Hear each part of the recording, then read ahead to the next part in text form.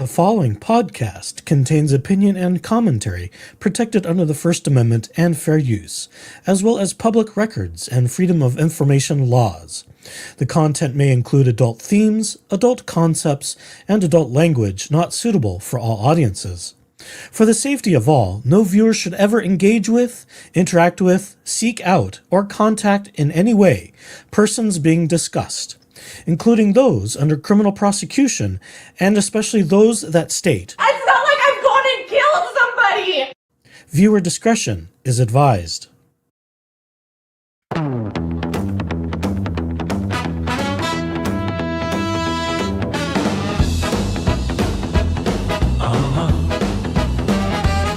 It's Friday night, we're breaking the rules. No suits allowed, no time for fools. The boss is gone, the clocks can die.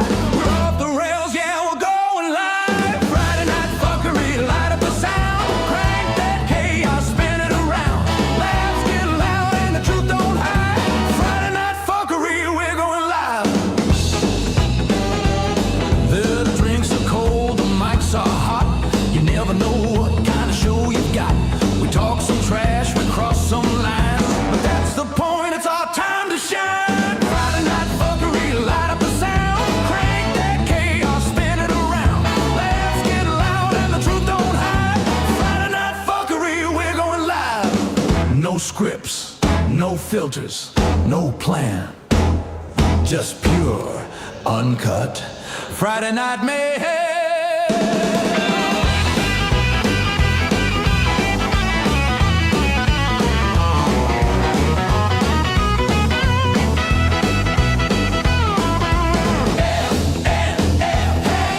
Friday night fuckery.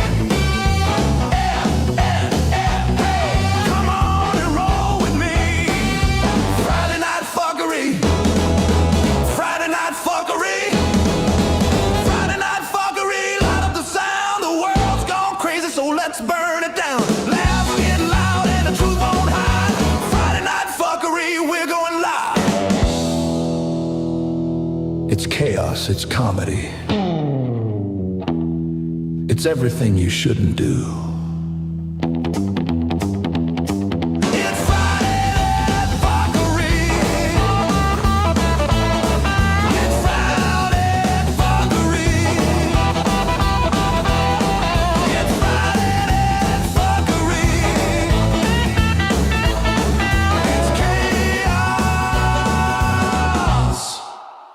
It's comedy. It's everything you shouldn't do. It's Friday night fuckery.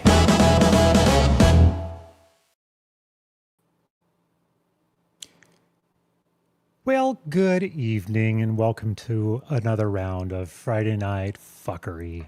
This is Jeep Daddy with his drink. Notice it's not Echoes because Echoes is not having a very good night with his technology and I can't help him. So we're going to sit here and drink. So I'm joining South Florida Thrifter. I don't have the pool, but this is just, some vodka soda. It's kind of like blackberry flavored and it's absolutely delicious. So welcome. So, good gracious me, oh my, what a week this has been in everybody's universe. We've got this chaotic audio that's going to drop, and I am so here for this because I have had a bonkers week with my family being in town earlier and then getting back into the realm of the swing of things with corporate daddy and like ramping into other things. And like by today, I literally got done working like about 20 minutes ago, trying to respond to security researchers who are just like, oh my God, I can't handle the fact that you told me no, and how am I going to feed my children? And I'm just like, well, you can get a real job. That might actually be part of it. But anyway, little snarky rant sides there.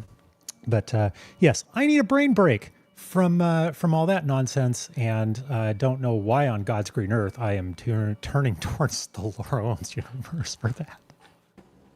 That's just as loony as I've become. And yeah, but I think, as soon as Echoes gets his proverbial shit together, he's going to join me on the call. But on this, oh my God, did he actually get his shit together? He's here now. Oh my God, I don't know. I've got nothing put together. This is just a shit show over here. Oh well, Hey, It's a good metaphor for my entire week thus far, isn't it? See, I don't even have my damn light on. I've got nothing going. This is just disastrous. Yeah. This is just disastrous. Forgive me, everybody. This is what happens. This is what happens when StreamYard shits the bed, and so does all the computer stuff you're plugged into that StreamYard relies on. And then Microsoft gives you one from the back end too, just because. It's just everybody. They're good at that. Especially last month. The last Patch Tuesday had somewhere near 650 vulnerabilities, all in one little bucket for the month, which totally blew the records out of the water for a single month in, I think, the entire company's history. That was kind of like my Wednesday, wasn't it? 650 vulnerabilities. Hey, that's a book title. That is that. 650 vulnerabilities. Yeah. You Echo's ruined my. So I ruined his Wednesday night. He was such a gentleman. I came over and I raided the cubby hole mostly just to give him chocolate milk, but he came and raided Jeep Daddy's garage, and yeah, we can't call you a cubby hole, can we? The palatial estate. It's not quite that. Let's not give the folks there, any misinterpretations that this is anything other than a suburban shoebox. More palatial than what the Owenses will have in a few months when they get their house foreclosed on. At least, and we're here for that too. Oh, we totally are. But there's one big difference between the LOU folks and me. That there's a huge difference. Do you want to guess how many dollars in the rear I am? On my mortgage? $0 in the arrearages? Ding, ding, ding, ding, ding. You are correct. As opposed to their 2.5, I forget how many millions of dollars it is even anymore. I don't know. And yes, you're just going to have to deal with the ice crashing in the background because I give zero fucks about that. I'm going to need it. Can you get me an ice chute into the cubby hole from your house? That would be fantastic. That would. I wonder if it'll survive the smoky air that's out here, though. Probably not. Probably not. Probably not. I'll take it either way. Yeah, for the first time ever, folks, I've seen the rattling, clinking noise that sounds like a pachinko machine in Jeep Daddy's background. It's his ice maker. It is my ice maker. Because, when you buy fancy refrigerators with ice makers in them, they don't work worth shit for some reason. Apparently not. So he has a tabletop ice maker, and it's delightful. I mean, it's better. Although I want one of those that does like the it's almost like a shaved ice. Oh, yeah. It's like snow cone stuff that it makes. I kind of want one of those. A slushy. It's not a slushy machine. It doesn't take ice and shave it. It actually makes out of the water that sort of fluffy ice. That's what I want. Or one of those like little pellet ones. Yeah, the pellet ones are real interesting and kind of popular. Like some friends that don't live terribly far from me that you have met. The persnickety one. The wife really wants one of those, and I think he. Oh, I don't blame her. I don't either. But that's okay. I'll take one. And welcome to everybody in chat. Hi, Danny. I was so focused on South Florida and sitting in a kiddie pool with a glass or half a bottle of wine that I forgot to scroll chat and say hi to everybody. So hi, everybody. And hi to Hey Rob, you are correct. This is the Sidekicks. This is my dearly beloved Buffy. Welcome and me, to yes, the shit show. The drink. Every single day, a new flavor of fuckery, because everybody sucks, you see, and they're dumber than a bag of rocks. I think I should change it to a bag of dicks. But I thought you were about to say that everybody's gay, but I guess that's just us. Monday bullshit, Tuesday bullshit. Yeah. I love it. I heard it on tonight, folks. I heard it on Shizzy's channel the other night. I was watching him a little bit, and he played it, and I went, "Oh, that's my favorite tune he has." Shizzy is a sort of a hobbyist musician of sorts, I think. Okay. I think he might play guitars or something. Is that Cat McSnatch's hobby with some of her songs? Could be. Some of her songs are fucking delightful. Could be. I know. Well, a little Cat McSnash would definitely paraphrase my week. It certainly would. A lot of it would. Yeah. But yes, I will say for the record that I successfully intervened in Echo's not completely destroying all the ice cream that's in the cubby hole, but I did. No, I did really well. I did tempt him though, and we went and this. He did. He is such. See, once you get past his prickles and his porcupine quills, he is a sweetie, and he was sweet and took me to dinner because it was a shitty day. Wednesday was the shittiest day of the week, and that's unusual for me to have shitty Wednesdays. Usually, I'm just kind of surviving at worst, but no. But I was able to get out of the cubby hole, do a little driving for work today, halfway across the state and back, and so it's like, this is kind of nice without other people to have to entertain.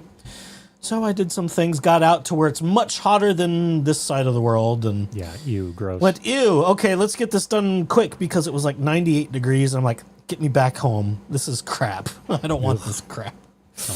I had the AC blasting both ways, in and out, and got that little job done. And eventually we'll have a few more shekels in the ever-shrinking coffers of who I work for. Holy Moses. And I'm bracing for impact. I have so much commentary, but I know, we can't do it, can we? Yeah. And I'm bracing for impact on Sunday when I have to speak to job number 2 and see if any more shoes decide to untie themselves and drop there. So I don't know. My whole world could be just coming to a close really quickly, but we'll see. Stop being dramatic. You're going to be just fine. Well, it's all I've got is dramaticism. Well, I mean, it puts... how else am I going to keep up with the Owenses? You know what?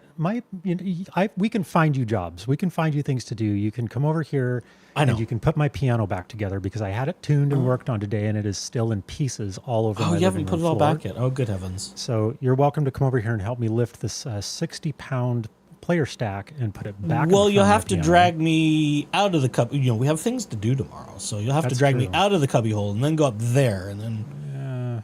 tomorrow's a bit of a... I don't know. It might not be tomorrow. I'll get plenty drunk tonight and try and put it in myself tonight, and it'll be fine. Yeah. Well, you just muscle it in there. Think of twink number 1 and just have at it. And twink number 4.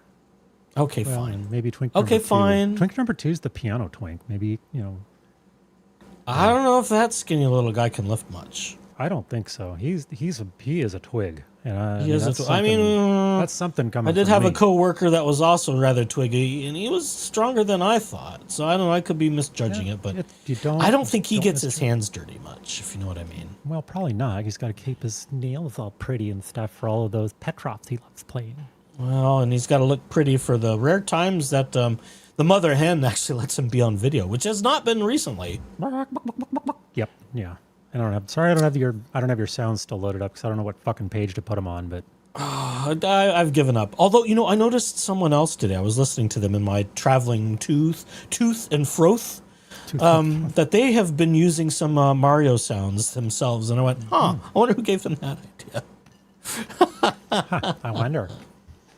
I went, I know that cha-ching sound.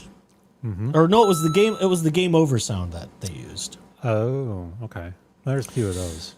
But so, the problem is I could fill up this entire device. You could. With Mario sounds, and then just with Zelda sounds, and then just with this, and just with Family Guy, and just with, I want all the Schitt's Creek ones, and I want them all. And I don't know which ones to have. You'll just have to have a page for everything. I've had 8 pages, and I'll have them all full. You have 8 pages? Oh my God. I think so. Oh my God. So do you. No, I have the 6 same pages. Device. And I have not filled up page 6. I don't have anything in page 6 yet. But once I started filling up page 5, then it gave me page 6. So I learned it adds pages as you add things to it. That's true. But I'm not sure what its limitations are because I don't have an SD card in it yet. The small one up for my for Corporate Daddy desk, that has, I know for sure it has 8 because I was up monkeying with it and was able to get up to 8. And then there's some weird video page that shows up that's kind of stupid and pointless because why the fuck would you have video controls on an audio-based device? Well, then I wouldn't have to have a Stream Deck if you can do that kind of shit. I could just put the Stream Deck off in the corner for other things. Because that's what I used to use, was that to trigger voices, and then I'd have all... But I had so many problems getting Voice Mod to download stuff, and then get Stream Deck to recognize what I just downloaded from Voice Mod, and sometimes I'd have to wait days for it to show up in the menus to actually add it to the deck. So it's like, this is clumsy. No, the Rodecaster's been a little bit more responsive. Yeah, just a little bit. It's kind of like it's purpose designed for doing shit like we do. Yeah, and now I kind of wish it was a little wider and it had like maybe 2 more columns of buttons. That might have been smart. Or pads or whatever you want to call them. Yeah, it needs like an expansion, like an expansion pad thing, or just like a device that's literally just a whole bunch of buttons. SF Thrifter's having a good night.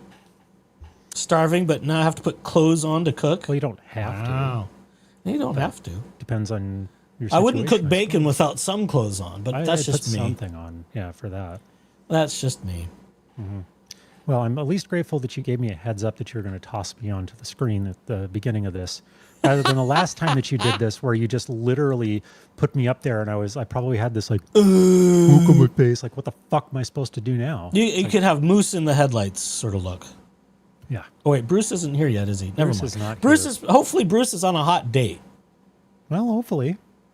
Oh, obviously we sure aren't, folks. aren't. So for all the rest of you who don't have hot dates tonight either, thanks for joining us. All 37 of you hiding here. All right, should we get to the rat killing? You can do whatever you want to do. This is All your right, show. I'm just here to drink and eventually enjoy my mango custard. Oh, have you left it in the freezer the whole time? Yes. Okay, tell me how it's frozen up now. Solid as a... I think it just needs, 6-8 hours to actually, solidify. Yeah, I should have at least put one of these things. Now it should be mango custard sorbet. Probably. Does it count if it's dairy? We're going to find out. I don't know. I assume there's some dairy in it. There is some, yes, but if it's any custard like what I understand custard to be, it is... frothy eggs. Frothy eggs. Frothy and eggs. less sugar. Although custard is not frothy. It's not aerated, really. It's just gooey and gelatinous. It's just a whole different texture because the base of it is eggs and not sugar. Milk. It's probably just stirred eggs and sugar. If you know in the chat what custard is, I've never actually made custard. I've danced around that for some reason. My ex, one of his really good friends owned a custard shop up on Capitol Hill once, and so like at some point we knew, oh my god, it was good, and we got hella good deals. Get fat off of that. Holy shit balls!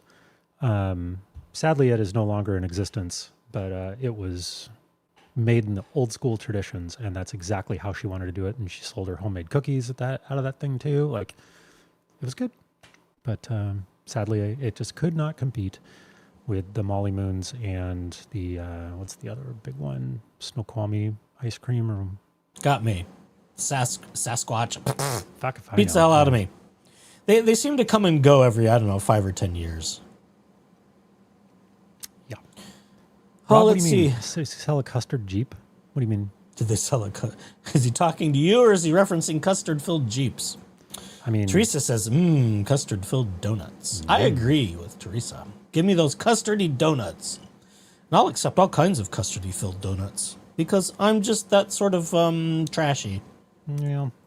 I never really much cared for that. I just wanted the donut part of it, not necessarily any other filling. I didn't even like jelly in the middle of my donuts. That was I wanted the damn sugar pill. Half-Ass Fashion says frozen custard is so silky. Well, we'll see. We'll find out what happens when you freeze mango custard. Yep, we'll find out live in the cubbyhole. Well, you're not in my cubbyhole, at least at the moment. Well, where would I ever put another person in here? This is just outrageous. I have no idea. I'd have to be behind the screen, and that just would be creepy. Or I'd hang you from the roof. Probably. Custard is like pudding, but more eggs. Teresa says, question mark. Well, there's some days you've actually wanted to hang me from the fucking roof, I'm sure. So, I don't know. Was there? No, I think there are other people I would hang from the roof first. Yes, there's a line ahead of me. But Rob was just pulling your leg, I guess. Yes, just being there. Custard and a custard chop. What about the alcohol-filled custard? Ooh. No, that sounds leaky. I think it would make it mushy. Maybe. Oh, my goodness. Well, at any rate, folks, it's good to see you all. Thanks for joining us. I know I didn't get to do my usual pleasantries because, my God, what a mess tonight. Yeah. He shoved that off to me, and I don't know what the fuck I was going to say, so I'm just hi. In all of the lives we've had so far, this is the first major panic attack I have had with it. Like, holy shit, nothing's working. Yeah, nothing's Absolutely working. Nothing works. And I'm trying to finish corporate job while getting on a call with echoes there going like, Yeah. did you check this setting? Did you check that setting? Like, what's wrong with that? And I still don't know what I did. Sometimes that's how it works. StreamYard just kept giving me all the error messages, and I just kind of kept clicking around, and then all of a sudden they just sprung to life. I'm like, what the hell? Maybe it's a StreamYard problem. Probably is. It's easy to blame because it's kind of a piece of shit platform. But hey, here we are. It's kind of a piece of shit platform.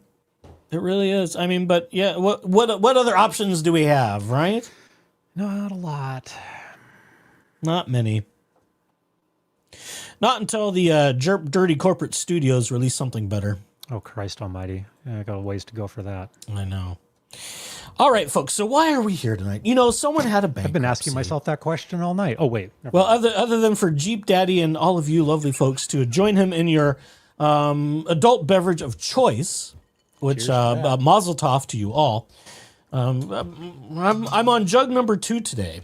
Ooh. Yeah, and I'll probably be at the bottom of it before the end of the stream. Well, I need to go find my jug because I was at the bottom of jug number 1 at 4:00, and I went, shoot, I've got like 30 more minutes worth of work to get done. Sadly, the boss was still at the boss place when I got back because he said, I won't be here when you get back. But he was because he was, I don't know, he's moaning about other things. I swear, I spend more time being Swiping a therapist his credit card than I do. Pay for shit? Someone did pay for gas, and it wasn't my card. Oh. I will say that much. Okay. Well, it wasn't me. Well, when we tell the woodworker that, you can use the card and put... I'm just like, I'm not even going to ask. I'm going to do it. Mm-hmm. As well you should, as long as I've spent so many years feeling guilty when we're in, dangerous cash flow situations of, I just need to cover this myself. It's like, fuck it. Yeah, no. Fuck it. Nope. So out the company card came, and if I get ramrod for it, I'll make it all stink about it, and then I'll hand over my keys, which may be coming either way. But never mind. See, he still hasn't figured that out yet. Of course he hasn't. No. Well, okay. I better not get into it. Oh, my God. My. Otherwise, we'll be back at Wednesday. Mm-hmm. But you have all the custard. Yeah, I forgot to send you home with your second vial. No, I told you to keep it. It's like, you know what? I'm going to inhale that right away as soon as I get home. So it's better I just not take it. Mm-hmm. It's safer at your house. No, it's not. Although I have not touched the ice cream since Monday. Good. I was kind of a little worried about that. No, I still have good half a thing of... Usually I'd be out of ice cream right now, and I'd have to go get one because it's grocery shopping time. But no, I still have a good thing of ice cream left. Okay, so why are we here? Why? Oh, God. That's what led us down this rabbit hole already. We are here because there was a bankruptcy, and it was dismissed today, folks. Right? No, yesterday. They had the hearing yesterday. This is the Chapter 11 after the failed Chapter 13, which they did last year, I guess.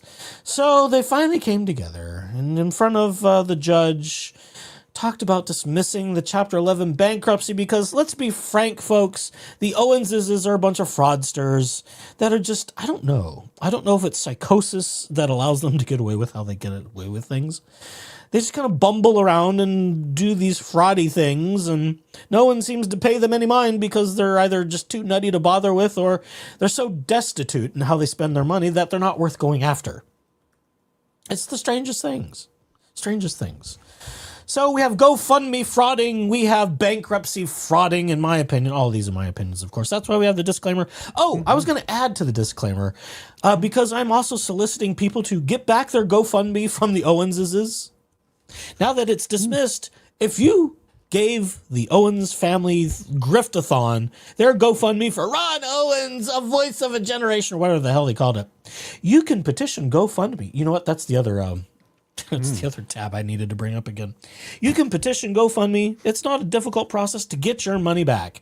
That is in the show notes, and at some point I'm going to make Jeep Daddy do some work. Well, I can go find that again and put that in the studio tab.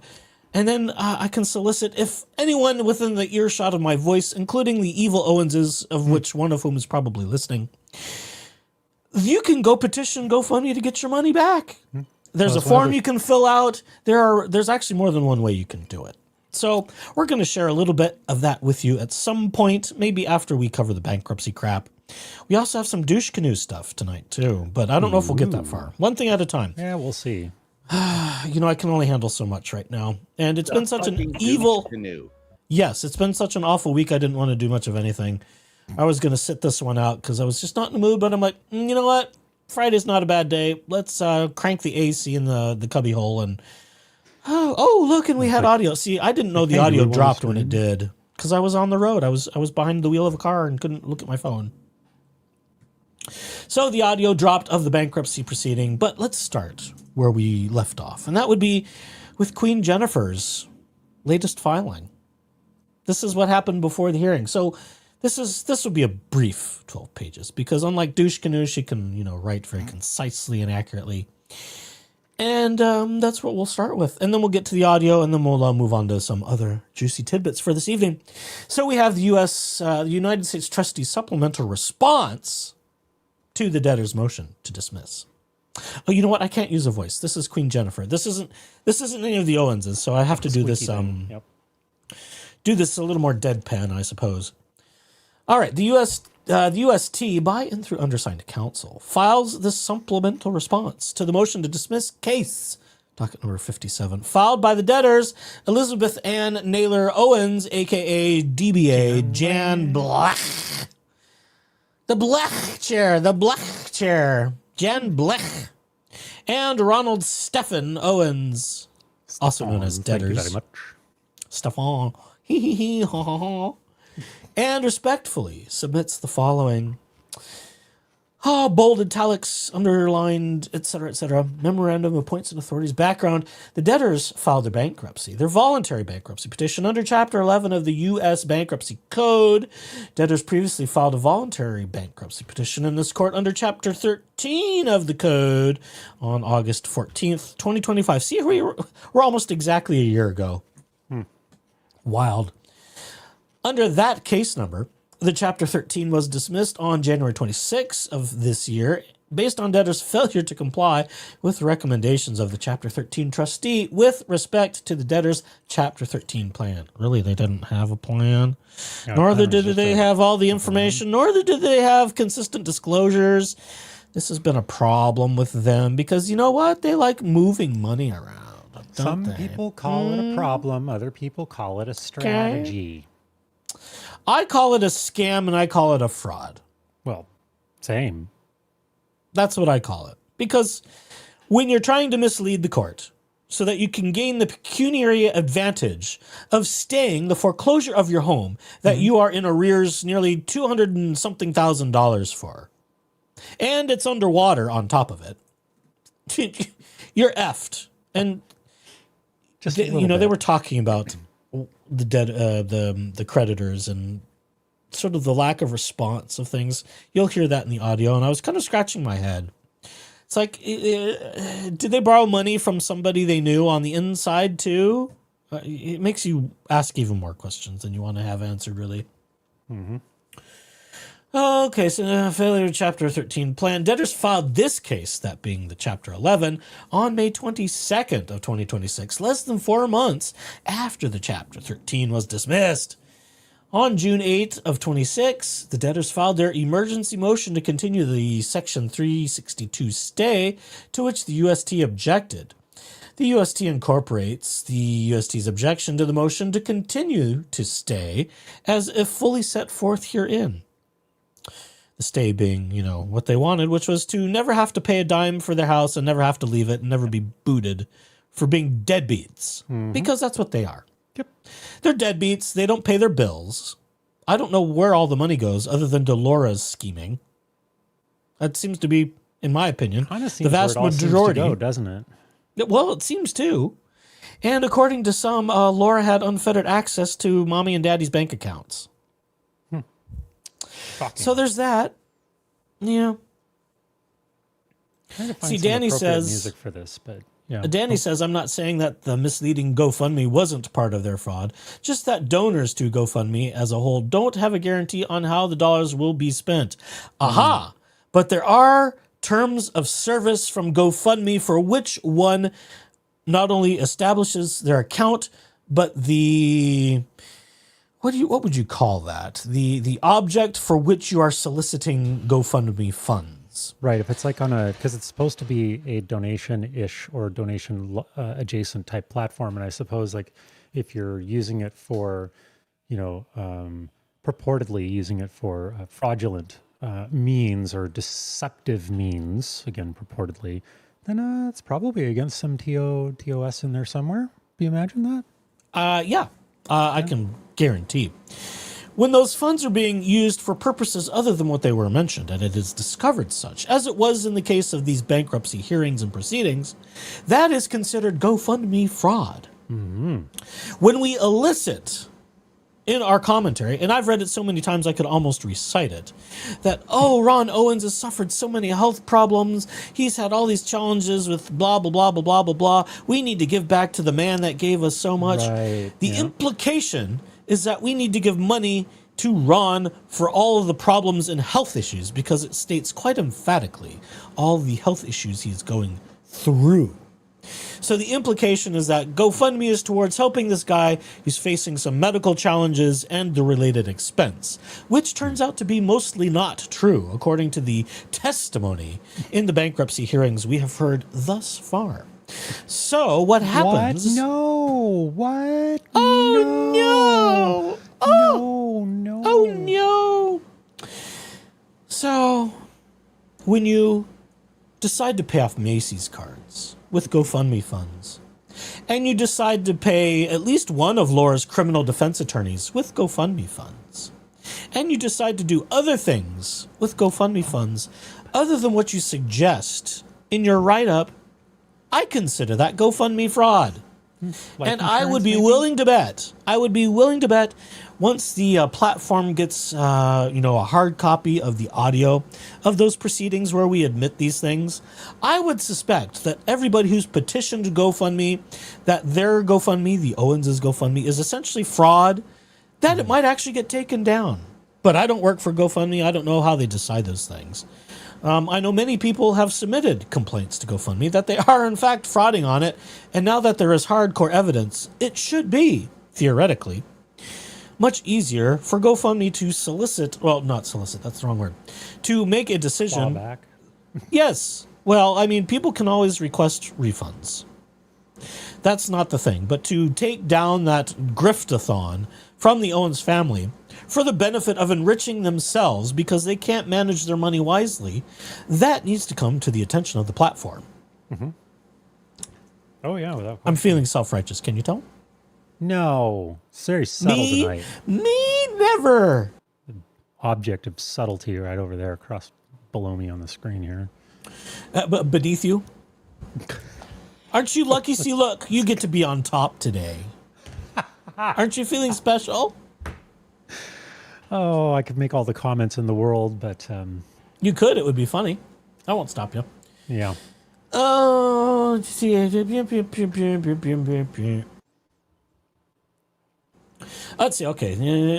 A final hearing on the debtor's motion to continue the stay, really, was held on July 1st of this year, 2026, at which time the court denied the debtor's motion. The court, as you will recall from previously, the judge specifically wanted a little more investigation. Queen Jennifer was content just to, don't file for a year. We'll put, agree to that and blah, blah, blah, blah. That was slightly annoying. We end up with better results now.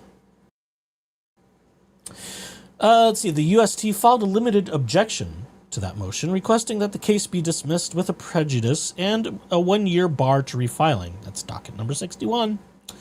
At the July 1st, 2026 hearing, which we listened to, the court withheld ruling on the motion to dismiss and directed the debtors to produce certain documents, including an accounting of certain GoFundMe funds received by debtors pre-petition. Hello. We heard that hearing audio as well, as you might recall. Go back through our more recent lives, and you can relive that glory day. Ooh, yeah. That was a good one. That was a good one. Thereafter, the debtors produced documents and appeared for examination under oath at the meeting of creditors pursuant to Code Section 341, etc., on July 16, 2026. Debtors also amended several schedules and a statement of financial affairs. The sofa. I think they were hiding some cash and cashier's checks under the sofa. Just in case I needed Maybe to hold under the those clothes funds in the back. casita. I needed to hold those funds just in case. Yep. You know, maybe Trying to hide some the, shit, bitch. the investigators from Maricopa County Attorney's Office maybe needs to go back through the casita again, see if there's any cashier's checks hiding anywhere in Laura's little pool house, the mesita, Pull the wall paneling down. or under any of the riding tack out in the horsey barn. Oh, Maybe they should do a little looking again. Yeah. Or as transmission packet says, I think maybe in Ron's walker, rolled up in the tubes of his little walker. Could be. I don't know. Queen Jennifer thought it was conspicuous that Ms. Owens, a.k.a. Jan Black, would have $7,000 in the amounts of $6,000 and $1,000 in cashier's checks just sort of laying around, conspicuously, curiously. Such bizarre people. Teresa says, Ron is in the same shape as Jerry in his later years. He needs to go to Barry's, shape up at the gym after his 8-hour work shift. Poor Ron. Yeah, I think Ron's mobility is in decline. Yeah, I think he's starting to lose some control, but that's what happens with Parkinson's. It's one of the sad things because, you know, unless the mind goes first, and sometimes it can with Parkinson's, but usually it's everything else that goes first, and the mind is going, I'm trapped inside this horrific meat sack that's non-functional. Or and I can't control the movement. You know, it's involuntary movement, and it's like almost as bad. I'd put it right up there with ALS, to be perfectly honest. Because that where your mind is still very much intact, and you're like, hey, brain, move my arm. And it's like, message not received. Yeah. And, you know, the sad part is when it turns into all the other, you know, sort of organ function internally. That just starts to shut down because things, you know, signal just doesn't get there. The data isn't transmitting. Yep. A little bit of packet loss. Yeah, so to speak. Terms. Oh, the court will consider dismissal at the continued hearing set for August 6. We'll listen to that momentarily. The UST now files the supplemental response to the motion to dismiss, requesting that the case be dismissed with prejudice with a 2-year bar to refiling bankruptcy in any federal bankruptcy court. I don't think there's any such thing as county or city bankruptcy court. As far as I know. So, they're screwed. Part 2, Introduction. In advance of the August 6 hearing, the question that the UST has evaluated is whether creditors are better served by conversion to Chapter 7 or by dismissal with a 2-year bar to refiling. The UST has concluded that dismissal with a 2-year bar is the superior outcome, and she'll explain that more in the hearing. Some of her thoughts were actually kind of fascinating to me. I mean, yes, we want to see them get raked over the hot coals until they spontaneously combust. But I also get where Queen Jennifer's coming from, which, even though I think it disappointed some people, I went, okay, it's not unreasonable in my way of thinking. She's remaining the consummate professional that she is. Oh, she is. Given the current climate of, you know, financial fraud at a federal level, you know what I mean? She's probably got to be a little bit careful so that she doesn't lose her job, you know? Mm-hmm. Yeah, because I'm not sure if the long arm of Washington, D.C. goes as far as Arizona, but it might on a federal level. Yeah, Arizona may have an exception just because they're not one of the evil, nasty blue states. But again, this is all the federal government, right? So you never know. Oh, either way. Mm-hmm. Someone else was talking about that. And I went, oh, that's kind of an interesting thought if, you know, she's not going full tilt and scorched earth after the Owens family, just because you don't want to get too much attention when the federal government doesn't want to prosecute people who are committing financial fraud for obvious reasons. You know, people who are trying to get their own deals with, what was it, the FBI or IRS or whatever the hell it was. Suing their own departments. Okay, anyhow, I digress. The UST's investigation raised serious and unresolved concerns about the accuracy of the debtors' sworn disclosures. They were a mess. And they were incomplete, and they were full of mistruths? False truths. What am I trying to say? They were full of shit. Yes. That's what you're looking to say. Full of horse shit. I think Laura was shoveling shit into their filings. I mean, they've got good access to piles of shit. They sure do. Even if it's Allegedly. leased. In my opinion, allegedly, yeah. Mm-hmm. I mean, if you've got all these horses, supposedly, that are, quote, in retirement, poop's got to go somewhere unless they're going to the glue factory. Yeah. It's just that simple. Yep. The UST has reviewed 18 months of statements for 8 Bank of America accounts, and that review establishes that there is no meaningful pool of collectible, non-exempt assets for a Chapter 7 trustee to liquidate. Well, of course, they spent it all. Mm-hmm. There's nothing left. Oh, we've exhausted the GoFundMe funds. Yeah, I'll bet they were exhausted the second they rolled from one account to the other. Right from they were probably Dan's exhausted into the bank accounts of some lawyers, perhaps even a douche canoe lawyer. I would suspect. Douche canoe. She goes on, conversion would likely cause delay for creditors and administrative expense for the estate without the likelihood of any return to unsecured creditors. Part 3, the UST's concerns regarding the debtor's sworn statements. Across 3 sets of schedule, the Chapter 13, the original filings in this case, and the amendment filed at docket 75 through 78, the debtors have sworn to statements that cannot all be true. Where's, oh, dumb. I need to transfer some stuff over to the Roadcaster. There's just certain buttons I have to have, and I haven't done it yet. I don't have that one. Well, not on my current pen. That's on a voice mod thing for me. Okay. Ownership of debtor's residence was sworn at 50%, then 100%, then 50% again. Bunch of lying bitches. Unsecured debt was sworn at $511,327.21, then effectively at 0, then at $729,875.60. The debtor's animals were valued at $1,100 in both prior filings, described as 7 retired horses and a dog, while the recent amendments value Quartet Farms LLC interest at $62,751.18 and values a single pony at $60,000. Make that math.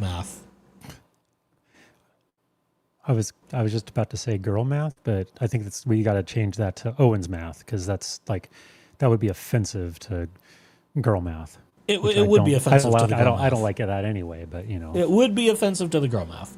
Yeah. Debtors previously answered no to Schedule G, asking whether any leases were outstanding as of the petition date, but just recently disclosed a 12-month lease of the pony to a third party.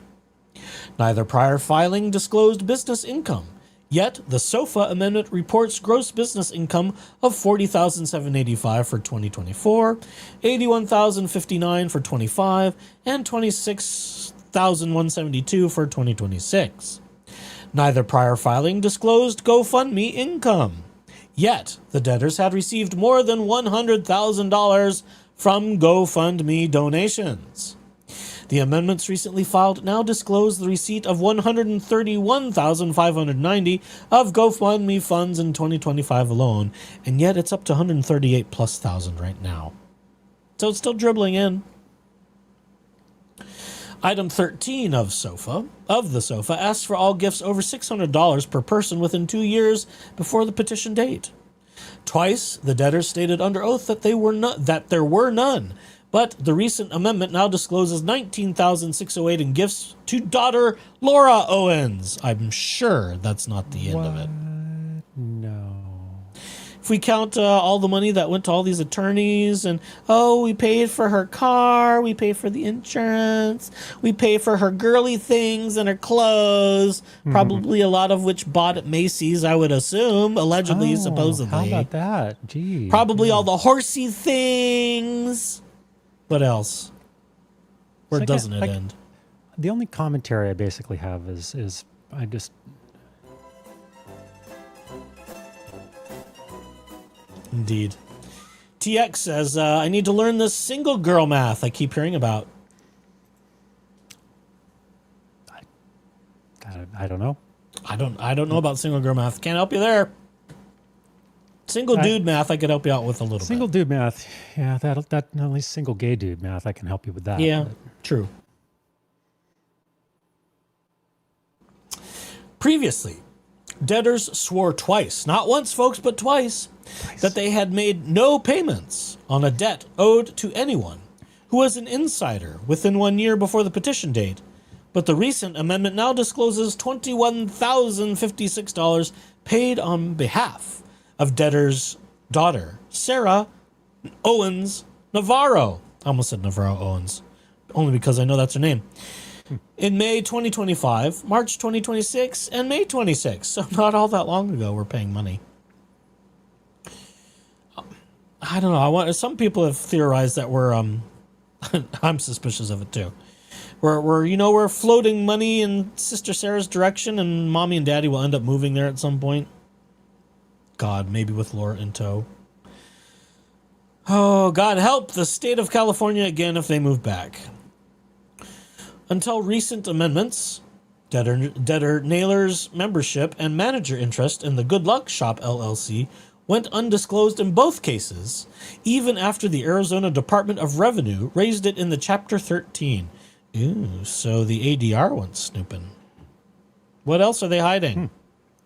The recent amendments also disclosed for the first time $7,000 in cashier's checks, Charles Schwab accounts, and $10,250 of antique furniture, while a monthly in-home care expense of $2,400. Really? Who? Are they paying themselves to take care of Ron? They're not paying someone else?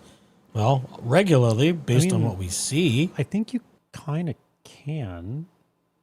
I don't know how that works. Yeah, I don't know. And a monthly horse insurance expense of $425 each appeared in one filing and vanished from the others. Poof! There's money there. Poof! It's gone in the next one. Yeah. Boy, it sounds like the business I work for, doesn't it? Oh. Statements of this character, I know. Statements of this character, if proven to have been made knowingly and fraudulently, would support an action to deny discharge under Code Section 727, like the Boeing airplane. The UST does not abandon that view, but pursuing that remedy would not benefit the creditors that the UST is bound to protect. Oh, so we aren't worried about criminality as much as we are the creditors. That's interesting knowledge. I suppose I'm not surprised. I mean, I think I don't know like what happens after like a bankruptcy is like successful for a client. Like, does that mean that the government pays the debt back, or they get write it off on their taxes somehow that it's like discharged? It would make sense that they would protect the creditors to some degree, because like I guess if they do get successful with their bankruptcy, then at least they're just out whatever pile of money that is owed. Yeah, that's a TIFF question. Yeah, I was about to say. Actually, TIFF made a comment in one of my things saying, "Can I join and just be on mute, screaming in the background the whole time?" And I went, "Sure, yes." I didn't poke at TIFF at all because I was too busy panicking with technical problems. Otherwise, I would have sent her a link just for giggles. Well, and we love you, TIFF. And Derek, yes, I understand that the debt is wiped out, but no, this depends. This depends on the chapter of bankruptcy. Right, and that's all the different versions that are out there. I just have to wonder, like, if the reason why that there's some sensitivity to the creditors in this case is that somehow the federal government, during these proceedings, ends up doing something for these companies, whether it's a write-off or whether it's some kind of cash reimbursement. I don't know. I would love to know that, because why else? Pick me, Christine. Pick me. Yes. I couldn't help it. No. But anyway, I would like to know, because like it does seem kind of odd that Jennifer here is sort of like defending the banks. Yeah, well, I mean, I guess that's the principal interest, is to protect the rights of the creditors. Yeah, I get it. My question is more one of criminality. Who prosecutes? Is it the trustee, or does it have to be some other branch of either judicial or the feds? You know, it's like, oh, who looks at the scheming? And I'm just going to say fraud. I can't help it, because that's all I see with the Owens is fraud. They commit bankruptcy fraud. They commit GoFundMe fraud. They commit pregnancy fraud. They're just a fraud family, in my opinion. Relationship fraud with relationship fraud, contracts, like. Professional fraud. Oh, I'm a world famous journalist. All I did was read the news. Please. Right. Oh, I've got a Peabody award. No, you don't. No, you don't. Fucking liar. The station got it, of which you happen to be a part of. Isn't that the worst kind of participation trophy, is when you have to share with everybody? You don't get your own to put on the mantelpiece. Well, especially when you think you've earned it, but then you actually haven't. Yeah, well, we just like to claim all these awards. Mm-hmm. I mean, okay, Ron got something. I think he's in the Hall of Fame or whatever, but who the F cares? Lots of people I've never heard of are in the Radio Hall of Fame. It's not that special. Even if you get an Ed R. McMurrow Award, or whatever the hell it's called. No, is it just Murrow? I want to say McMurrow, don't I? That one. Thank you. That one. Even if you get that one, I'm like, so what? So what? So what? You're either good at what you do and your job as a broadcaster and you're entertaining and you have, you're worth listening to and you have a decent following, or you don't. I don't know. You're not, I don't think you're wrong there, but yeah, I guess they tend to take it a little seriously because, career shit or whatever. McMurrow is the wish for. Okay. I don't know. I know why I'm saying it, but I can't reveal why. Deep Daddy knows. I know. Yeah, well, I don't know if that one deserves any awards either, but whatever. Well, everyone's got their own thing.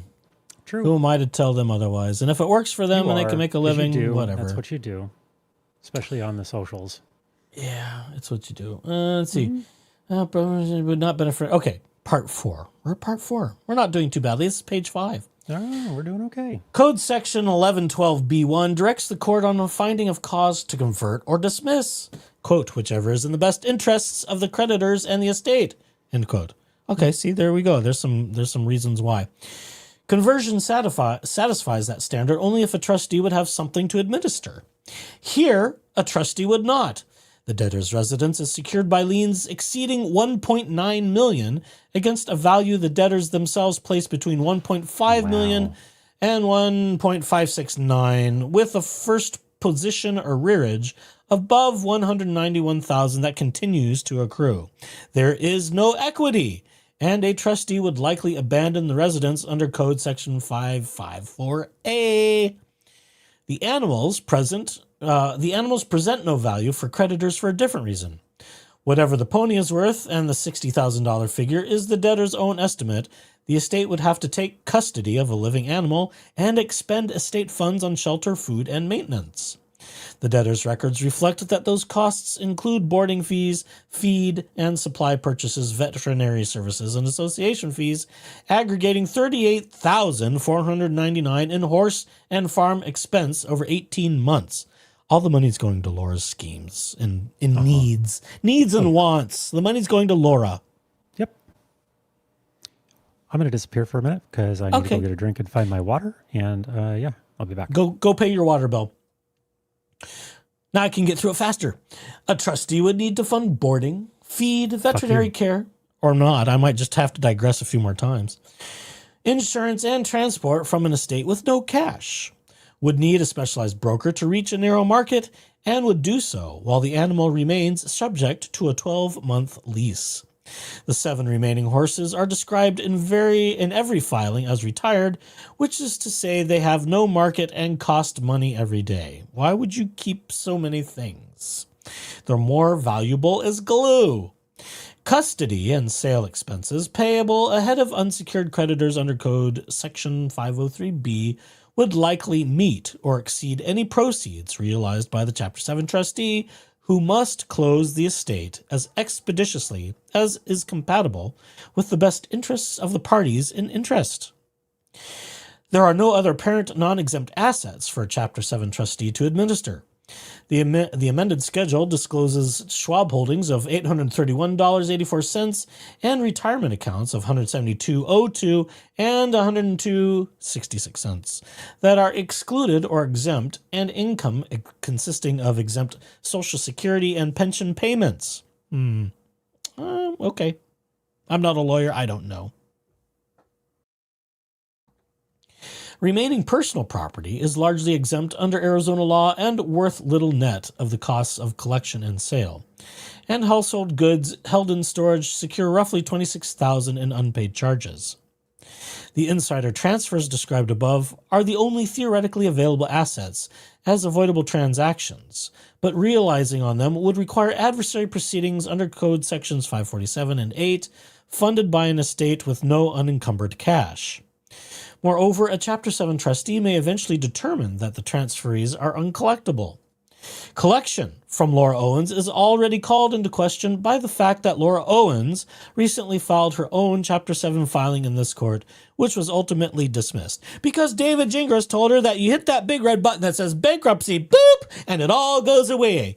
Well, and right now he's turning out not to be wrong in sort of a weird way. A way that I don't approve of.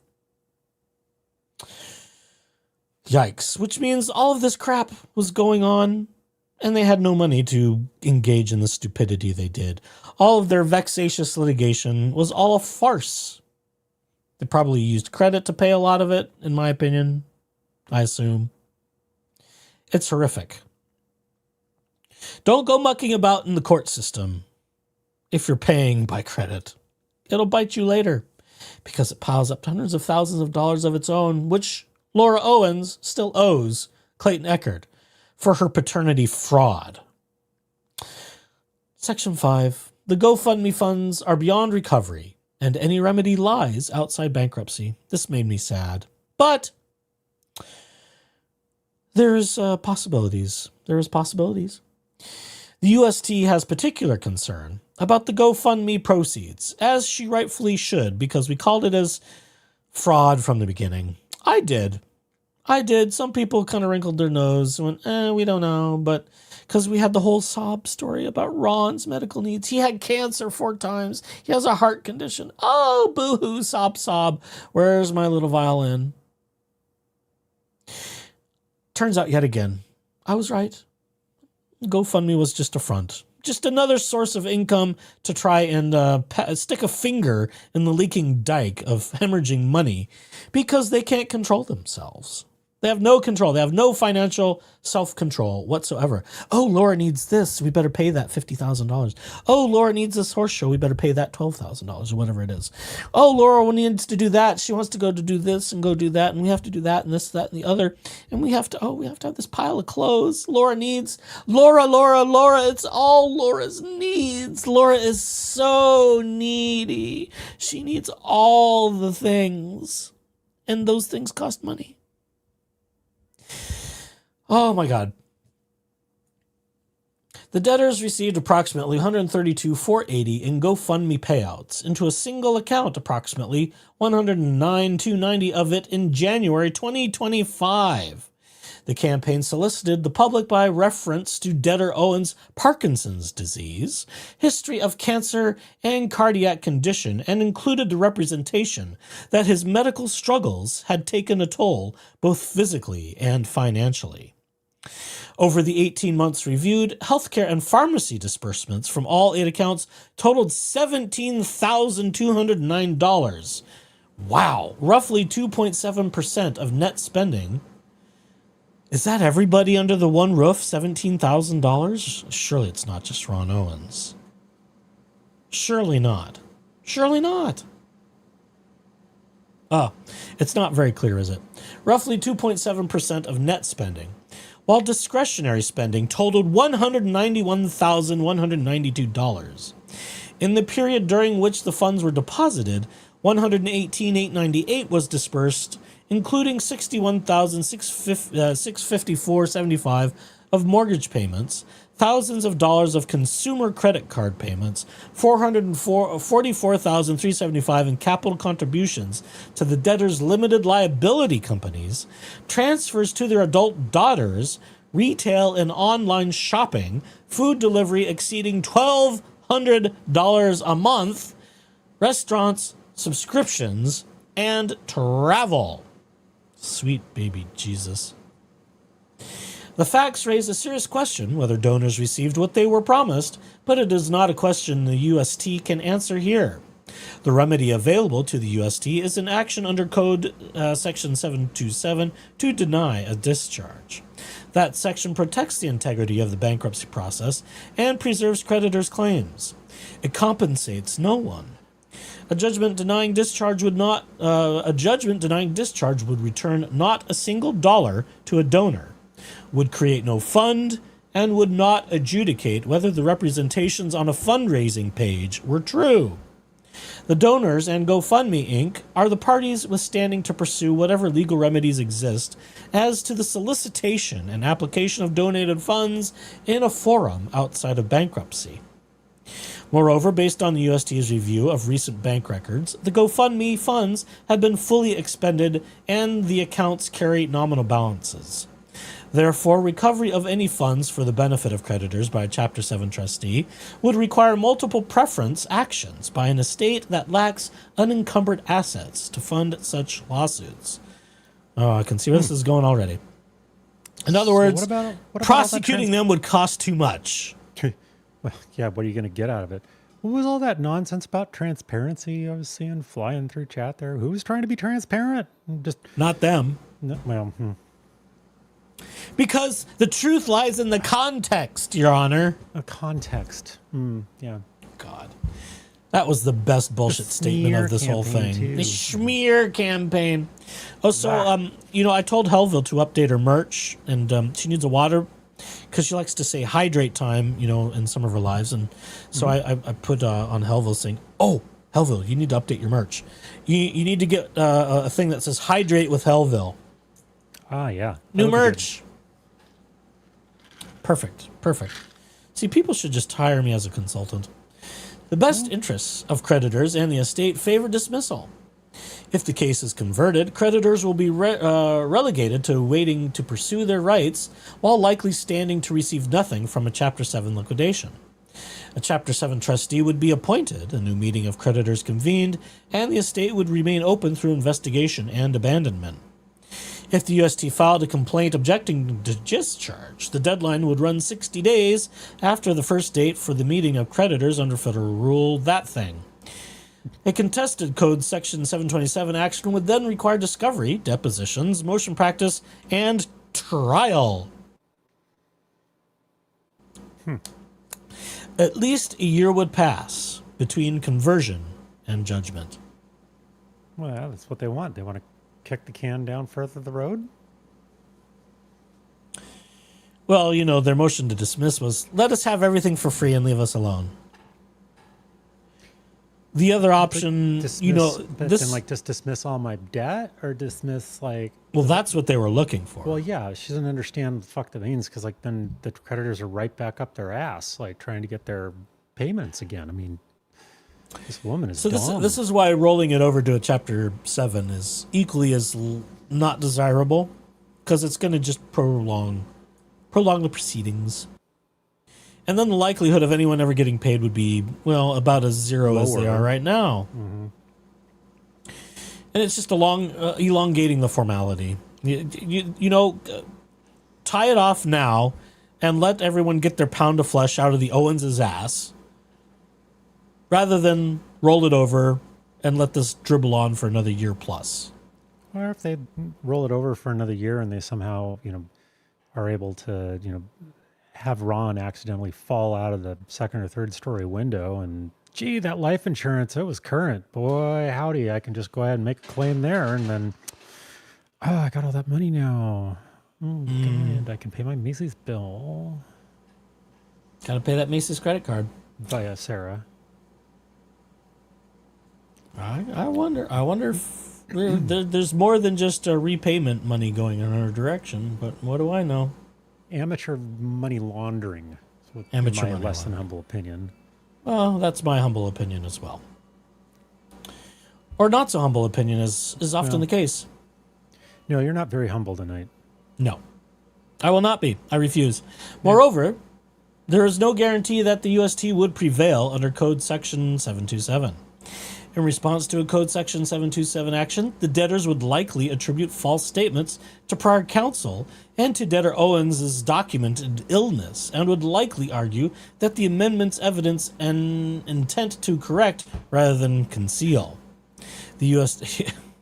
That's what they would argue. It was our lawyer's fault. He told us to do it this way. It's great that she's like totally coming up with all of this well ahead of time. Like she just sees this shit coming 5 fucking miles down the road. It's Queen amazing. Jennifer's seen some things, but it sounds like this is the worst she's ever seen.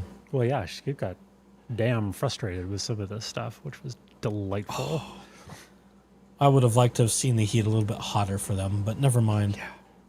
I don't think they realize quite how bad it was. I don't think they have any clue. I think they are so oblivious to social cues. Well, yeah, because they live. It's like that In their little bubble. The Owens echo chamber. Nope, like that- I'm not that- sponsoring them. There's that therapist dude that was talking about they live in their own John reality. Cordray, yes. Thank you. And it's like, yeah, they can't. It's like almost literally impossible for them to see anything outside of their stupid little bubble. And like, oh, well, if I just make the debt go away, then I did bankruptcy and I could dismiss the bankruptcy, then all my debt goes. You know, that's not how that works. But it doesn't matter because that's not the dialogue that's in that little pretty little empty brain that like that dead hamster has been spinning around on that wheel for a while. Oh, poor Binky. God. Poor Binky the hamster. Moreover, there is no guarantee that the UST would prevail under Code Section where the debtors would... I read that. Sorry. Next UST line. The UST believes those defenses would fail, but cannot represent that success is assured, and, in any event, success would still yield no distribution to creditors. A Code Section 727 judgment would leave creditors holding exactly what dismissal gives them now, i.e., claims enforceable under state law only a year later. Under dismissal, creditors act immediately. The secured lender may notice and complete its trustee sale. Unsecured creditors may file or resume state court actions, including the 2 pending actions by J.P. Morgan Chase Bank, N.A., to reduce claims to judgment, record judgment liens, and garnish non-exempt assets. No trustee stands between them and their remedies. The 2-year bar assures that those remedies cannot be interrupted again by a third bankruptcy petition filed on the eve of a sale like she did this last time. The comparison is therefore between a certain and immediate benefit to every creditor and contingent one, available to no one for at least a year, that would cost the estate money to pursue and would distribute nothing even if it succeeded. Creditors are better served by remedies that they may exercise today than by the prospect of a judgment that is neither assured nor remunerative.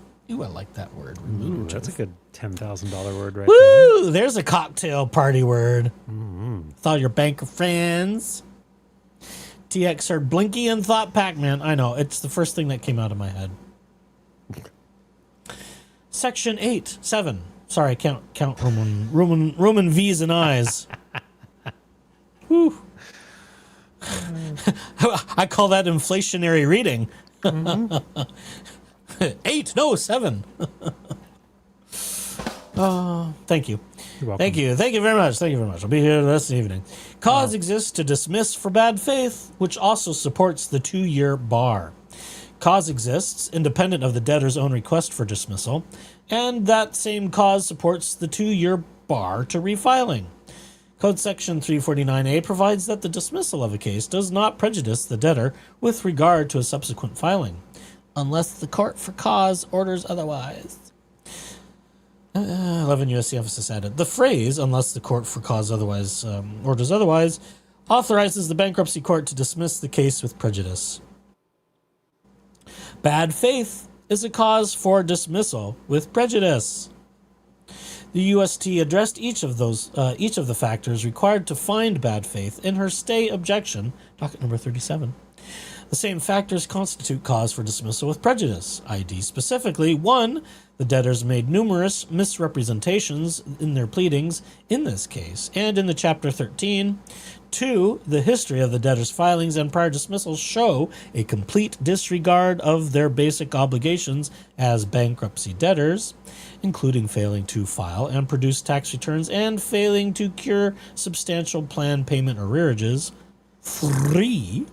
The sole purpose of this bankruptcy filing was to halt an imminent sale. And 4, the debtors demonstrated egregious behavior, including failing to appear at a scheduled initial debtor interview, the IDI, in this case, and failing to produce to the UST standard documents required of all Chapter 11 debtors until ordered by the court to do so.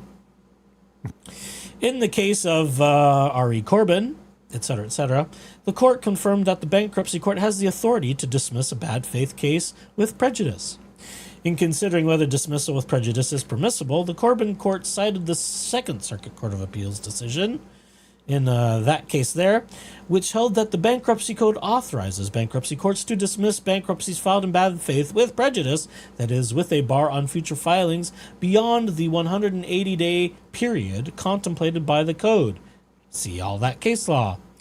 Let's see. The Corbin court further pointed out a number of courts have joined Cassian recognizing the bankruptcy court's power to dismiss bad faith bankruptcy cases with prejudice. Okay, so it's just controlling case law, folks. It keeps going. Blah, blah, blah, blah, blah. Faith for dismissal with prejudice under section blah, blah, blah. That's all the evidence to say, yeah. Yeah, this is controlling case law, so this is why they include it. Mm-hmm. And it is a proper citation, as only David Jinkers cannot seem to do. Oh, he could only wish he could do something that concise and direct. Can be used conjunctively to enjoin a serial filer from filing yet another bankruptcy petition for a period of time in excess of 180 days. ABI Commission on Consumer Bankruptcy, blah, blah, blah, has become somewhat common for courts to enter orders of dismissal with prejudice, prohibiting the filing of a new bankruptcy case for longer than the 180-day period specified in section that. A dismissal with prejudice cannot be avoided simply because the debtors themselves seek voluntary dismissal. The Corbin court addressed and rejected precisely that argument, holding that, quote, while the debtor does have an unfettered right to dismiss her bankruptcy, she does not have the right to evade the consequences of her bad faith filing, end quote. Lol. Lol. Lol cow. Moo. Does a lol cow go moo? That is the philosophical... Button. What? I need one of the, again, aggressive move. I should have recorded that one. It's pretty good. Go back and clip it. In this case, a 2-year bar to refiling is reasonable and proportionate. The debtors have filed 2 petitions in 10 months. Each filing interrupted a creditor remedy, and the second filing following a dismissal based on deficiencies that the debtor made no effort to cure. A shorter bar. I need to move my glasses so I can read it better. There we go. Oh, I hate getting old. My God. See, I can't read the whole time, with my chin up in the air because that's where it needs to be on my multifocals. Oh, it'd be awful. A shorter bar would expire before trustee's sale could realistically be completed and would invite the third filing that Code Section 362 was enacted to discourage. 2 years is long enough for creditors to complete the remedies without interruption, and not so long as to foreclose relief should a genuine need later arise. They shouldn't have any needs. They make $21,000 a month. Live within your means, you stupid cows. If I had that kind of income coming in. Oh my God. First thing I would do is take a month-long vacation. Well, yes, but also I suppose if, and this is just the type of friend that Echoes is, he would take the vacation for himself and not help his friend out, because I would end up being able to retire him on that kind of income, because then especially if all of his job shit falls apart. Yeah. And, I could actually be nice. And I wouldn't even charge him. Hello, Snow. Good to see you. Oh, hello, Snow. No, I wouldn't even charge Echoes a fee of bringing twink number 1 along with. Robin asked the question, but Sarah can file bankruptcy to halt the home auction. I'm not so sure about that.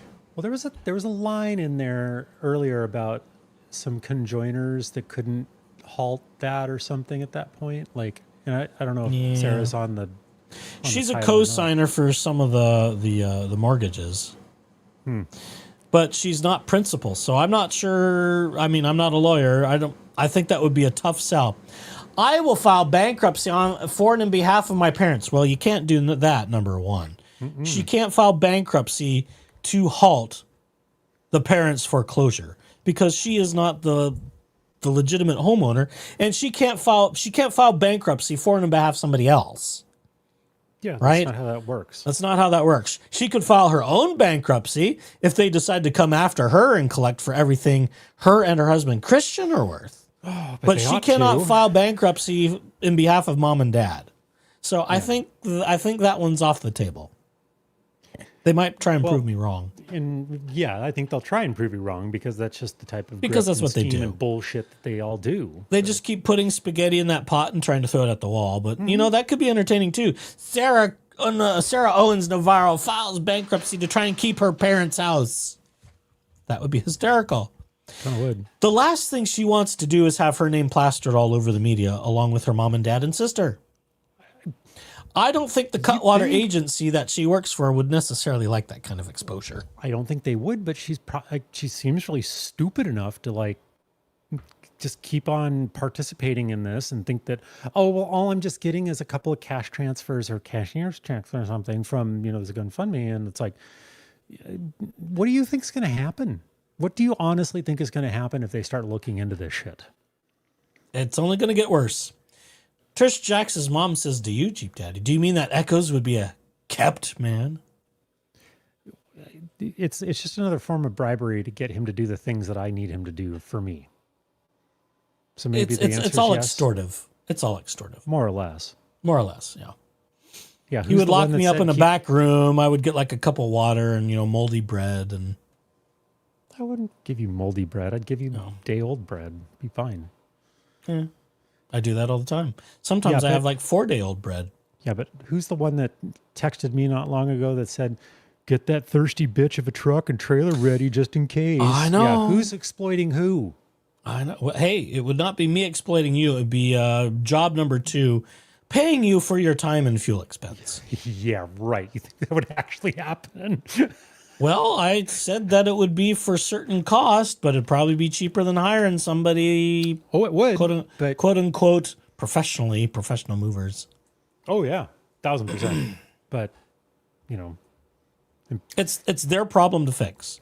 It's their property. Yeah. It's their contracts. I will only make some suggestions and share what few resources I have. After that, it's their problem. Yeah. Yeah. And I've told the shipping container owner that you are no longer you're no longer interested in being the negotiating broker middleman person. Nope, I want out of it. So I want to stay out of it too.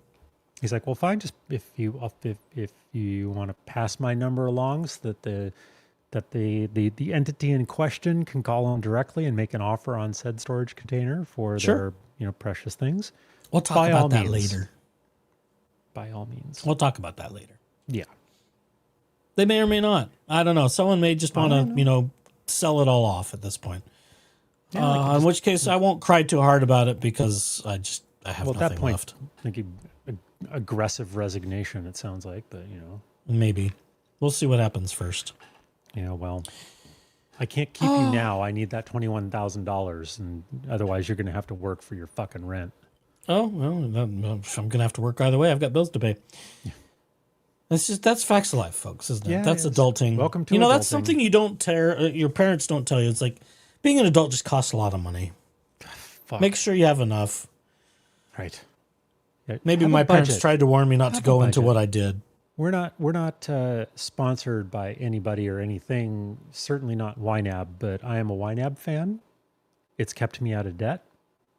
And give your dollars jobs. Don't give your debt jobs. That's right. In this case, a 2-year bar to refiling is reasonable, proportionate. The debtors filed 2 petitions. Oh, I read that part too. See, I'm always starting at the top of the paragraph.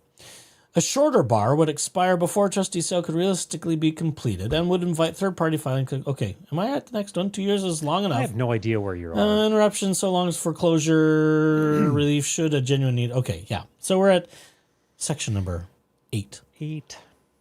Debtor's agreement to dismissal with 2-year bar to refiling. Counsel for the UST has conferred with debtors regarding the relief requested herein, i.e. dismissal, with a 2-year bar to refiling. Debtors stated that they will agree to that relief, but dispute any factual assertions in the UST's supplemental response. Yeah, because they don't want to be convicted of fraud. So they'll tap dance around any admissions whatsoever. Although they made plenty in recording. Let's see. Wherefore, the UST respectfully requests that the court dismiss this Chapter 11 under that, with prejudice to the filing of any bankruptcy petition by either debtor for 2 years from entry and grant such relief as is just and proper. Submitted the 3rd day of August by Eileen J. Lashinsky with Queen Jennifer. And there's all the service details. All right. Next. The next item up for bid. Dun dun da da. Dun dun da da. Dun dun da da. Hey, Snow, do you expect any different from us when you click the button to join and obviously subscribe and like? Don't you expect that this is what we do? This is what we do, and you're here for it. The usual. I mean, this is the usual. Although I didn't have my usual for dinner. Might have to have more dinner later. I kind of had a little snack and then got to work and was panicking about technology not working. I had leftover barbecue from my my date last night.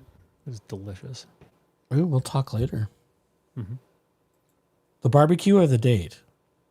No, the barbecue. The date was busy tonight. Oh. That's too bad. All right. Yeah. We've got a little show and tell now. Shallst we? Oh, let's.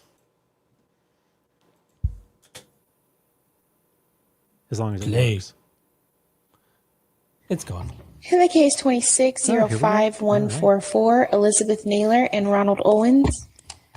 Good afternoon. I'll take the appearances in the Owens and Naylor matter. Let's start first in the courtroom. Thank you. Good afternoon, Your Honor. Jennifer Giaimo on behalf of the US Trustee. Thank you. Good afternoon. And I'll take appearances from Mr. Owens and Ms. Naylor. Yes, good afternoon, Your Honor. I am Elizabeth Ann Naylor, appearing pro se. And I am Ronn Stephen Owens, also participating pro se. I sound like the Okay, Emperor thank you. Good afternoon. For a while. Sure. I'm the Emperor of the Empire. Resistance is futile. And I need my chair. Hoboken. My daughter was assaulted in Hoboken. He might also be smoking 20 packs a day. Just to sound like that anymore. The only advice I have left. You know, since I was in the smokier side of the state, I've got a little more gravel that I can work with today. Things are a little bit inflamed. I need another GoFundMe for that. Oh my God. Help fund my lungs. I could use some tracheotomies right now. Yeah. You know, stick it right in the neck. Yikes. All right, let's go ahead and get started. We've got 2 matters on calendar. This is the time set for continued Chapter 11 status conference, as well as a hearing on the debtor's motion to dismiss this voluntary Chapter 11 case. I'm aware of the parties' filings, but let me turn it over to you to see how we wish to proceed. Shall I start with you, Ms. Giaimo? But it's still good. Thank you, Your Honor. Yes, so just to remind Your Honor, the debtors had filed a motion to dismiss. And at the last hearing at which that was raised, Your Honor wisely pointed out that we needed to collect some documents and do more investigating before the case should be dismissed. I'm very glad that Your Honor had required that. We did receive what was called an accounting of the GoFundMe funds, and we received many bank statements that I was able to review. As the U.S. Trustee laid out in her recent supplemental response to the motion to dismiss, there was some disturbing material that came out through our investigation. And for that reason, the U.S. Trustee's position is that there's definitely bad faith here and the case should be either converted or dismissed. And also, as laid out in our supplemental response, we think that based on our analysis of the assets, that dismissal with a 2-year bar to refiling would be the wiser choice because there does not appear to be really any sure collectible assets in this case. Right. Thank you. I did have an opportunity to review your supplemental response at docket number 89. Tell me more about why the recommendation is for a 2-year bar to refiling. Often we use a shorter period if there's a secured creditor looking to foreclose, or a longer period if we're looking for litigation to conclude. 2 years is pretty lengthy. So could you give me some additional information about that long period? And also, it's my understanding that Ms. Naylor and Mr. Owens have agreed to that period. Is that correct? Yes, Your Honor. Yes, I should have pointed that out. Yes, Ms. Naylor and Mr. Owens, in correspondence with me, have indicated that they were willing to have the case dismissed with a 2-year bar to refiling. So the reason that we're asking for 2 years is because this case was filed in bad faith, we need to have a sufficient deterrent to prevent another repeat filing that would, again, interrupt creditors from pursuing their rights. 2 years, just weighing it, seems like an adequate amount of time to allow a foreclosure of the home to follow through if that's what's going to happen. I understand that there was a foreclosure set first in May, then I think it was reset to September. Now I believe it's reset to November. Ms. Naylor would know that information better.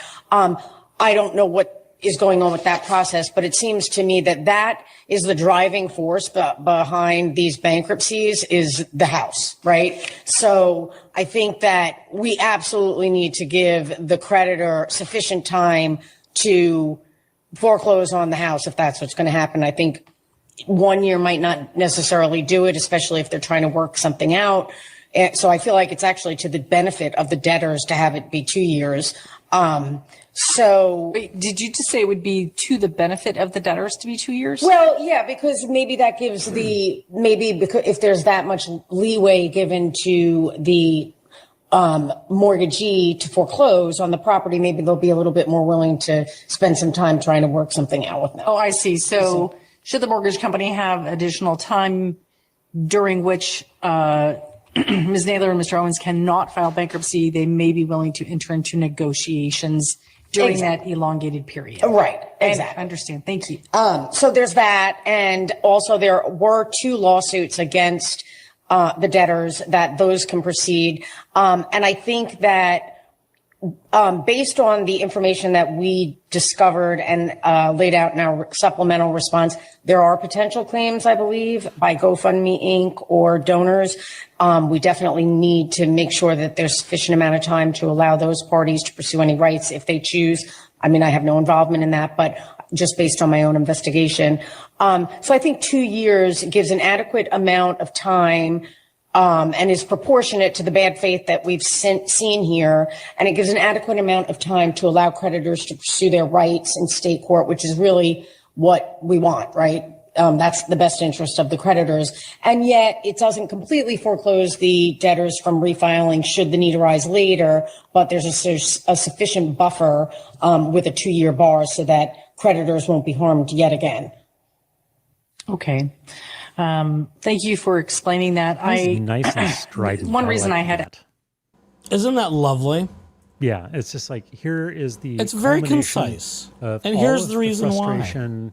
All the documents, all the things. It's like, yeah, these people are pieces of shit, and they're not going to do any. Like, they're not going to do this. So, like, forbid them from refiling any kind of bankruptcy from now until 2 years from now, so that the bank can get their fucking house back. And yeah. Well, and I kind of think this ends up, being back in the hands of the citizenry, shall we say. Not just the creditors, but to, people using their First Amendment protected privilege of free speech and shaming the Owens to hide under the rock for the rest of their natural existence. Yes, well, they belong because that's where they came from. And just keep These are phonies and frauds that will try and screw you for whatever they can get. And if you don't give in to their nutty daughter, Laura, who likes to engage in pregnancy scams, the whole bit. Yeah. You may as well everyone just may as well just keep pushing it out there. In perpetuity. Yes. They aren't going to stop. Why should we? No. They've lost all credibility. There's nothing left. Yeah, to the rest of the world. But again, their reality is like, I would really like to understand what color the sky is in their world, to be perfectly frank. The color of the sky is Laura. It's Laura. It's Laura-colored sky. It's Laura sky. I'm dead. Which kind of makes me wonder how... my color of the sky is in the world. Which makes me wonder how Sister Sarah functions. A little bit more removed, but not entirely. Yeah. Well, see, that's the remaining piece. It's the last little piece I'm trying to figure out is, okay, what about sister and brother-in-law? How does that work into this mechanism of scamming and scheming and frauding that the Owens family does? Stay tuned for part 3 of this entire saga. Yeah, I think this is a 3-act opera now. Well, maybe 4 if we count the criminal trials. Yes. I hope there's criminal. I hope that's plural. I hope there are criminal trials. More than one. Let's see. SF Thrifter says they think they escaped, and actually, in my opinion, they just got thrown to the wolves deservedly. Yes, now the loan sharks can come after them and nibble at their asses a little bit quicker. Get it. Than if Go get it. it were to be converted to a Chapter 7. So I get it. I get where Queen Jennifer's coming from. But yes, I know we all want to see some punishment. I think they should be punished. Punish! Punish! Punish! Punish! Punish! We all want to see some punishment. But it's not going to happen just yet.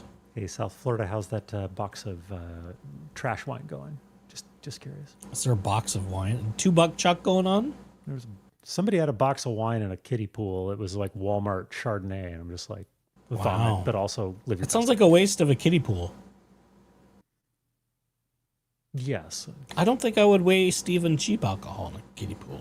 Yeah, I don't know. I'm not sure it's worth good water these days, especially if you live in the desert. I would prefer the medium place level wine. What is medium level wine? Have you not seen The Good Place, the TV show? I'm not sure that I have. Add that to the list. Add that to the Jesus list. Fucking Christ. I know. I'm folks, depraved on account of I'm deprived. Friends, listen to this nonsense. This is what I have to put up with. And I do. And occasionally he shows up and he needs help on like Wednesdays and I can buy him Indian chicken nuggets. Oh, God. Why is it always so good? Why is that place not packed? I just don't understand it. I don't either. Something happened. Something happened somewhere that scared them all off. I don't know. I mean, there was sort of an okay traffic with takeout, but it wasn't jumping. I don't know. I think their lunch menu or lunch business is a little bit better, but golly. Rochelle Taylor, I mean, it's not cheap, but it's worth it. Don't even. Nope, we're not going there. There's a place for us, a time and place for.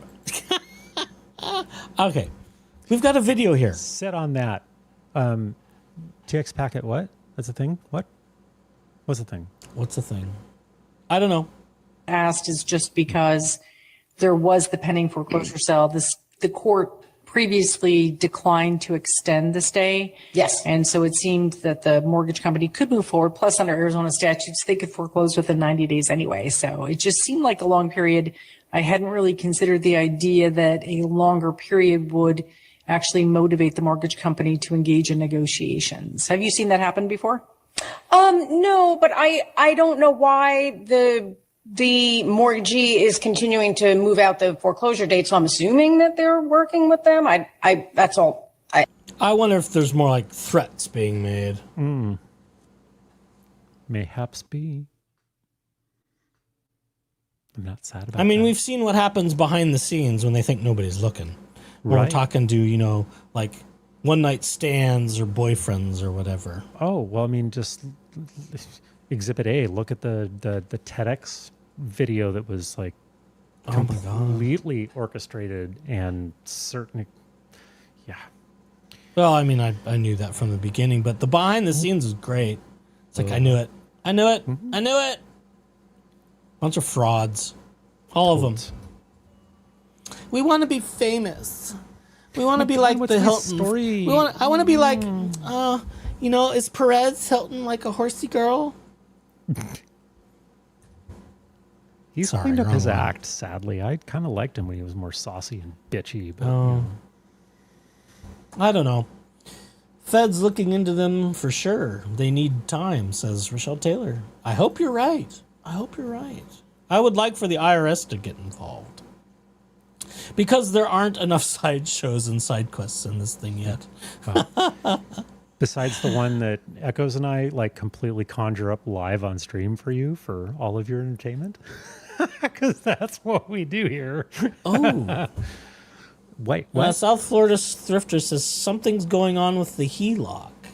Tiff said that someone from that HELOC had made a payment to Laura. Really? From I'm slightly behind in my Tiff watching. I think I've got a whole episode. So from HELOC to Laura? From the HELOC? That's weird. Whoa. Maybe could we have taken out a HELOC that went to some of Laura's financing? Maybe that's what we're saying here. That wouldn't surprise me if we take out loans and mortgages so our daughter can have everything she needs. Our horsey princess. Horsey princess needs everything she ever asks for. You have to give it to her. Oh, if you don't, it's bad. And she wants it too. She wants you to give it to her. Give her those tonsil twins. Yeah, giggity, giggity, giggity. That's right. No. Jan Ron made payment to Sarah. I leave it to Tiff, if I'm going to be blunt, because Tiff has got her finger on it. She's following it all. She understands it all. She knows all the terminology, and she can follow it. I can only watch it from a high level because my eyes start going cross-eyed, and then I'm like, what? What are we talking about? What is this? How does that... That's why I don't... That's probably why I should never run a business, to be quite honest. Oh, Although you'd be a much better business owner than any of these fuckers combined. Plus boss number one. Plus I don't know. Maybe I don't know about boss number two. But I don't know. I keep telling you, you could just. And said it was because Sarah paid for the HELOC. Well, that part I knew. I was aware of that. So, yeah, there's a lot of commingling of funds. There's a lot of money coming in from various sources and going out to others. Some of it's being shuffled this way and that way. It's quite a tangled rat's nest of yarn and money. Which they've tried very hard to make it that way. Yes. Well, I'm sure some of it's by design. Oh, you think? Whether intentional or not whether intentional or not remains to be seen. I could see certain forms of, shall I say, psychoses kind of generating some of this by accident as we go bumbling about. I still think if you're now just coming to that conclusion, then you're I've had that conclusion. You forever. are behind. No, I've had that conclusion forever. I'm still convinced Mommy Dearest has something substantive in her head. I'm convinced none of them have anything substantive in their head except that dead hamster. Well, I kind of want to call it some form of schizophrenia.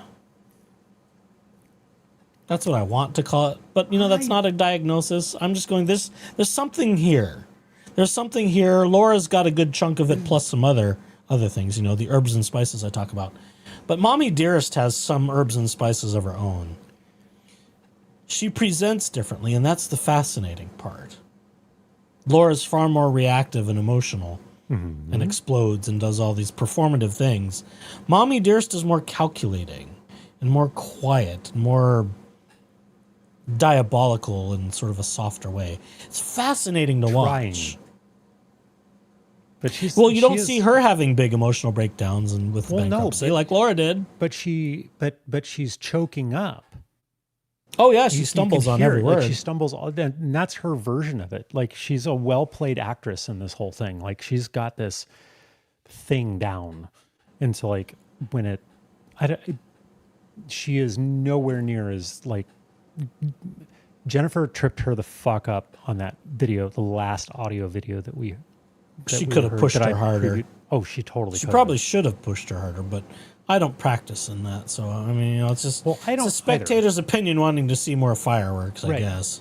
And that's where Jennifer is the consummate professional, is that she can push without taking it into the same dramatic, like soap opera territory as the Owens girls are often wont to do, because that's not her game. Like, you saw a couple of those things crack just a little bit, but on the whole, she was on point and she remained on it.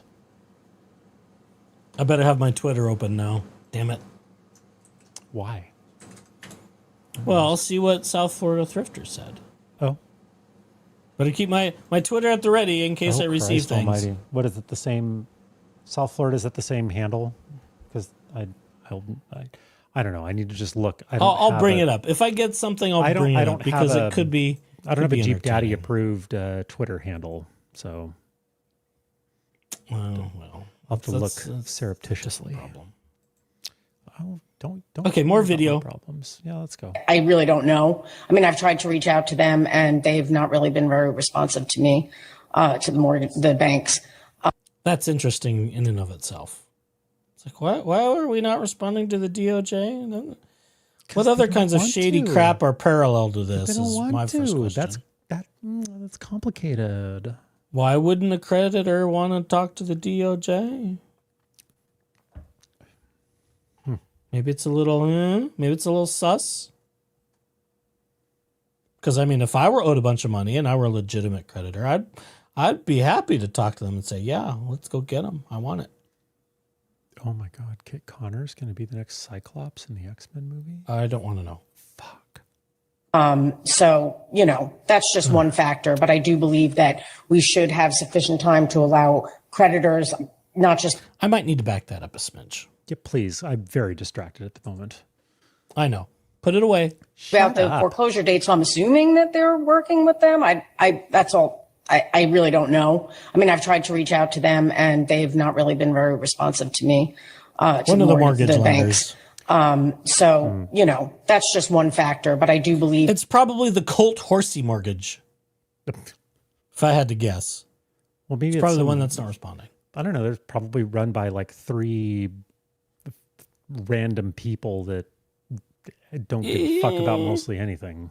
Yeah, it might Mortgage be. Companies are weird these days. All financial companies are weird. If it's like an actual bank or if it's like one of those tech companies that puts on a front for being a tech or a bank. Is there such thing as like a mom and pop mortgage lender? If they're a technology company that has outsourced their actual banking to another one, then yeah, kind of. I mean, I would think you'd have to have piles of money to be a mortgage lender, but what do I know? I don't know. I don't know what those fucking rules are. You just have to have like Azure or fucking Google Cloud or something, and you can do whatever you want. That we should have sufficient time to allow creditors, not just the creditors that were listed in the schedule, but other potential claimants that I mentioned in our supplemental response, to pursue claims against these debtors without a bad faith bankruptcy filing. Okay. Another area of inquiry, and you did address it in your supplemental response, was just whether conversion would yield any distribution. I read what you wrote, and I certainly appreciate that trustees are loath to have cases where we have animals that need care and food, et cetera. It ends up costing them money as opposed to yielding benefits for creditors. So I certainly understand the reasoning of the US Trustee there. Is there anything else you want to tell me, not necessarily specifically with animals, but any of the other assets in the recover, the opportunities for recovery? Well, you know, Your Honor, I should mention to you that while the case was in a Chapter 13, there was a short time during which these debtors' case overlapped with the filing of a Chapter 7 case by the debtor's daughter, Laura Owens. And the attorney representing the Chapter 7 trustee in the Laura Owens case was Terry Dake. And I know that he was very actively looking into potential assets. And if you recall, there are some businesses that are co-owned by the daughter and either Miss Naylor alone or Miss Naylor and Mr. Owens with the daughter. And I did reach out to him to ask him what his professional opinion was as to whether the preferences made to the daughters is something that he looked into and whether there was any assets that he could conceive of. Either in the Chapter 13 case or in the Chapter 7. And it was his opinion, just to me, in an informal discussion about it, that this did not seem like a good case for conversion. So we did factor that in. I didn't put it in the pleadings because it wasn't a real formal discussion. It was just something that I had run by him because of his familiarity with the case. But I did agree with his assessment based on my own analysis of all of the assets that are disclosed. Okay, thank you for that additional information. And I do recall a prior hearing you had mentioned Mr. Dake was involved in this case in some respect. So now I understand it's with the debtor's daughter. Yes. Okay. Yes. All right. What else do you want to tell me? Your Honor, I think we just pretty much laid it out there. We think that there's definitely concerns. Yes. Lots to say. Oh, Let's no. go. Oh no, it's not bad. You have lots to say. The judge asked Jennifer if is there anything else you want to say, and I'm just like, yeah, girl, I got lots to say. These are a bunch of scammy bitches. Mm-hmm. Lock them up. Lock them up. Throw away the key. Throw away the key. Oh, I wish I had my shame button. Mm. They need to be paraded around Scottsdale with a cowbell around their neck, going shame. Shame. Gung, gung, gung. Shame. Clunk, clunk. Yep. Shame. Just right out of Game of Thrones. Perfect. I've got that, but it's on the stream deck and it's not loaded. Well, I had problems with that today too. It didn't load like you had problems with everything apparently. It's like, what the hell? I'm just having a PC nightmare. You were full on panic moment. I know, it was wild. Fun for me. In light of the financial situation, conversion would not make sense. It would be really a burden, I think, to any Chapter 7 trustee to ask them to take on such a case. So I do think that dismissal with a 2-year. Really, that's quite a slight. These people are such painful bitches that no one should have to deal with them. And the fact that they're on the Not Zoom even call a trustee. and just listening to her just fucking slaughter them is just like, I did brilliant. It all goes over the heads. That's what's so amazing. I know. They're just like, yeah, God. Bankruptcy. Bark. Push Like, the red button. Bankruptcy. It all goes away. No money. Oh my That God. could be a The button's character. within reach. Swedish douche canoe. That was easy. We need a Swedish douche canoe. Oh my God. Get your robots on that, would you? Oh, see, this is what I'm saying. We need the robots to do more work. I can't for poison us. my robots with that shit. You need to poison your robots. Pregnancy, HCG. We stick the pea sticky under the thingy and poof. And it goes away. Just a poof. God, why didn't I think of that 2 years ago? It's like that could be a whole bit for the entirety of this thing. Just doing it all in Swedish douche canoe. Oh, damn, I've missed a comedic bit. You did. Well, I think we can still resurrect it because it could come back. He's got his plenty. That guy's got plenty of his own bullshit, and your excavating has we'll found read out the some TLDR. interesting information on that. I still need to send my robots after that, but I totally will. That excavation is courtesy of one of our followers. Mm-hmm. And they know who they are. I'll tell you later. Love you. They may or may not wish to be identified. That's fine, but so far the smoking gun, shall we say? I mean, smoking pew pew. I'll give you a little bit of these floaty hearts. Thank you so much. I like floaty hearts, and they kind of turn too, which is so cute. They do. The thing we're looking for, the finality form, shall I call it? Mm-hmm. Still not presenting itself. You can't tell me that the UK doesn't have CODs, shall we say, and we're not talking about money. Cash on delivery? Oh my God, sign me up. I can pay my mortgage with that. Or not my mortgage, my life insurance policy and my Macy's bill. If I'm right about this, and I really hope I'm wrong, I really do, because that would be a bigger scheme than this bullshit. That would almost eclipse the bricks and mortars thing. The bricks and mortars thing? You mean the twigs and mini pricks? Yeah, that. Pricks and mini twigs. Sorry, I got it backwards. Whatever. Pricks and whatever. Shut up. You know what I meant. You know what? Read my mind. You know what I was thinking. Okay, this is almost. Well, no, we're halfway. Christ. Bar is the only way to handle it because of the bad faith. I do think there was a lot of bad faith, and that because of that, that's why we should have a little bit of a longer bar on refiling, because this is one of the worst I've seen in terms of. One of the worst she's seen. And I'm not sure how many decades. She sounds quite seasoned. And I don't mean that as an ageist thing. I just mean it as an experience thing of just like, of all the shit she's seen. Yeah. God damn. Hopefully it turns into something more severe. All of these people need to be in the deepest, darkest hole in the most secure federal pen. Pound you in the ass. Orange is the new black level fucking prison ever. Wow. That's a lot of descriptors. You're welcome. Thank you so much. Of misstatements, misrepresentations, and I would ask that that's what Your Honor do, especially in light of the fact that the debtors are agreeable to the 2-year bar. All right. Thank you, Ms. Giaimo. Thank you. All right. Next part. I note that there are a number of individuals who are appearing by Zoom. I'm wondering if there's anyone present who wishes to be heard before I return to Ms. Naylor and Mr. Owens. All right, hearing no one speak, I'm going to go ahead and turn to you, Ms. Naylor and Mr. Owens. What do you want to advise the court at this time? That we have reviewed the trustee's supplemental response.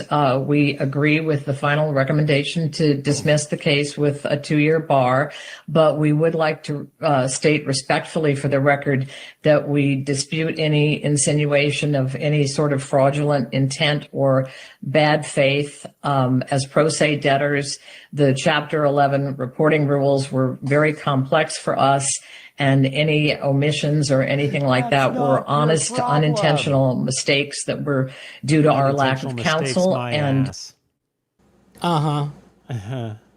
yeah.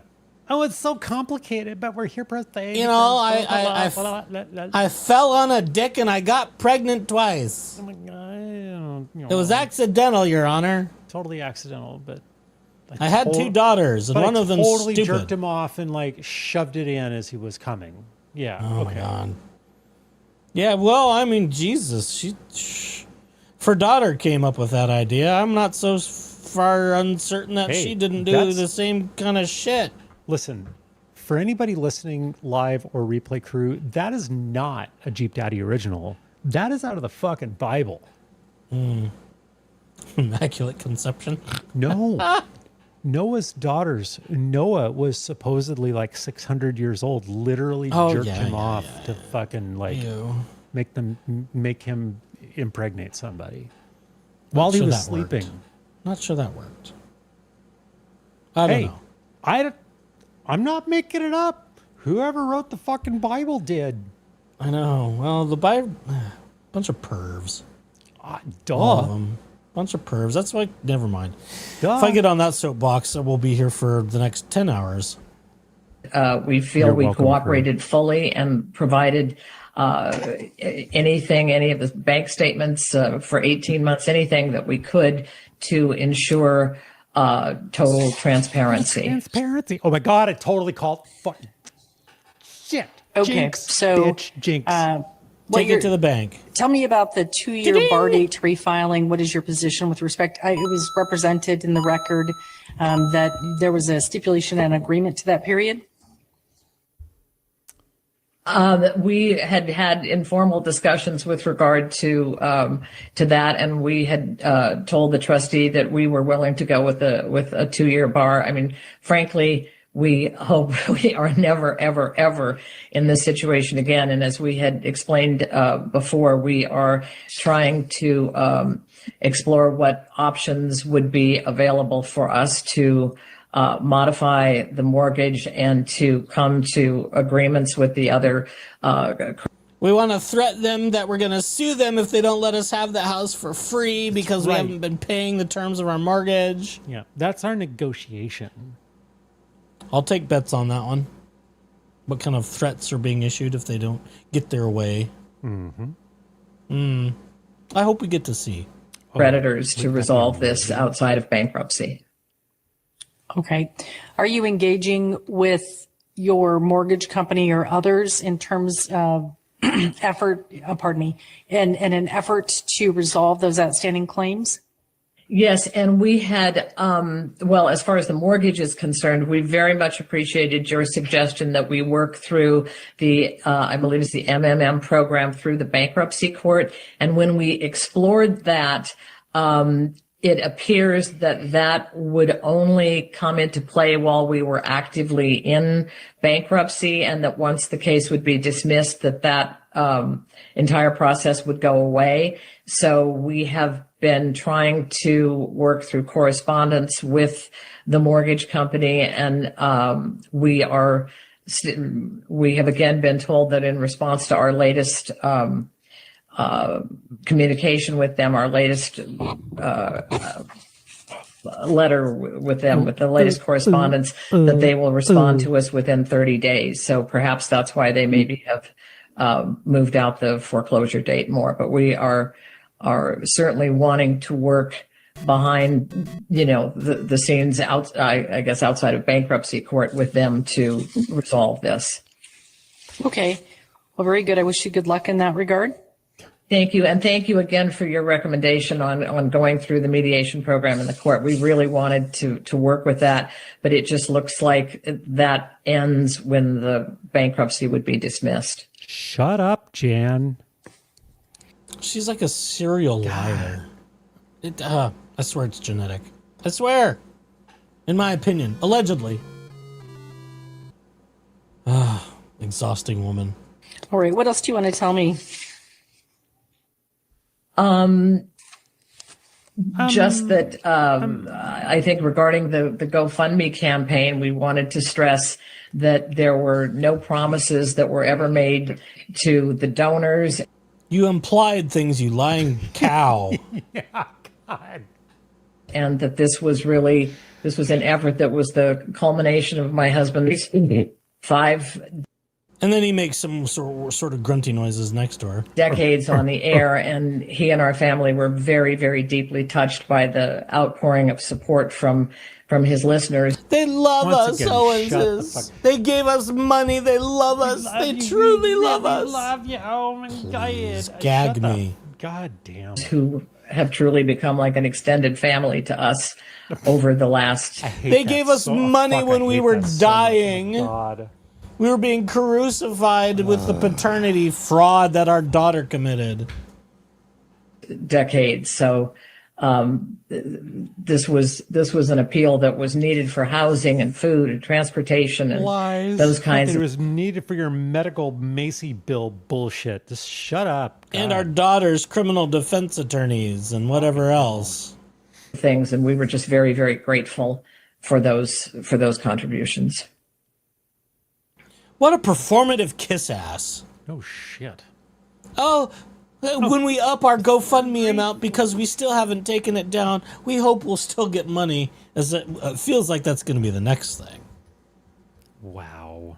We'll see. We'll see. They're at 98%. They're damn close to finishing it off. Do you think it'll go up? 98% for what? Of their total ask of $140,000.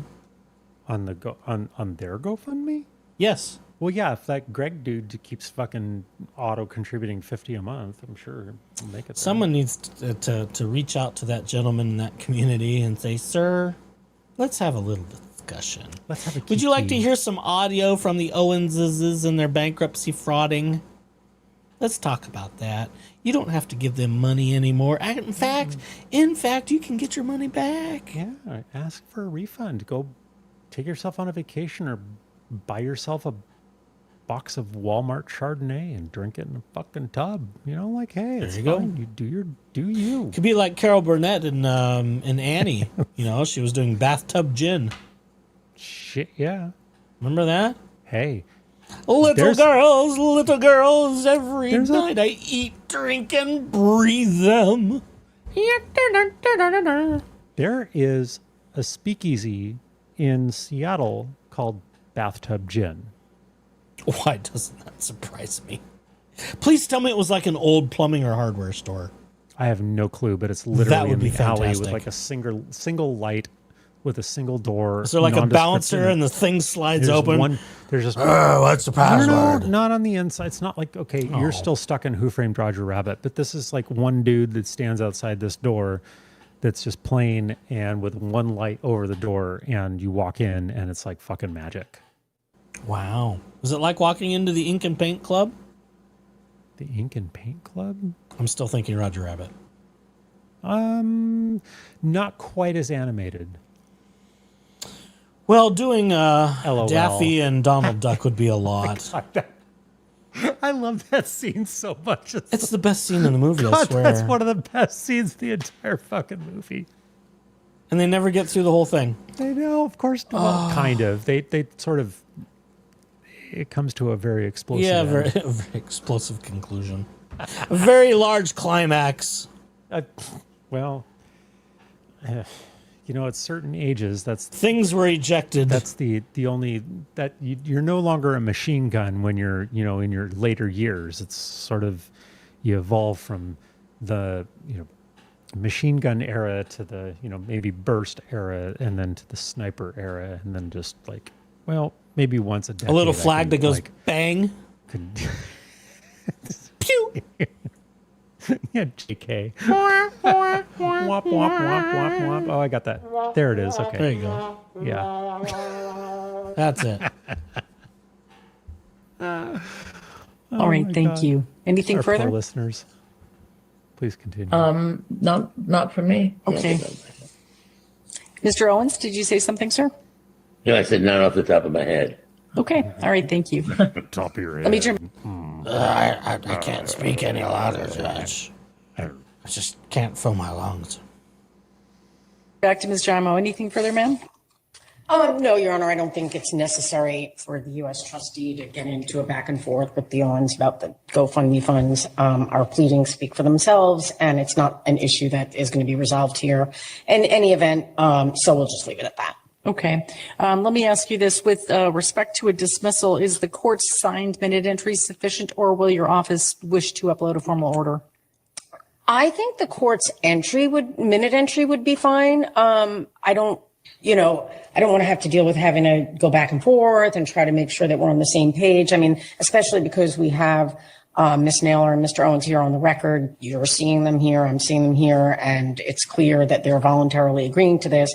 I would be comfortable with a minute entry of dismissal saying that there's it's a 2-year bar to refiling. Although I guess I wonder if we do need an order on the record so that if another case is filed, there's something more clear on the record. The clerk's office should be able to pick up from the minute entry what we call an exception. And so it would be noted so that if another case is filed, it would trigger personal or direct review. Let me check with Ms. Hall and make sure I'm not mistaken in my understanding, but I think that's accurate. Correct, Judge, and it would be in the ordering paragraph as well. Okay. Right. So the minute entry will suffice, okay, for a bar date.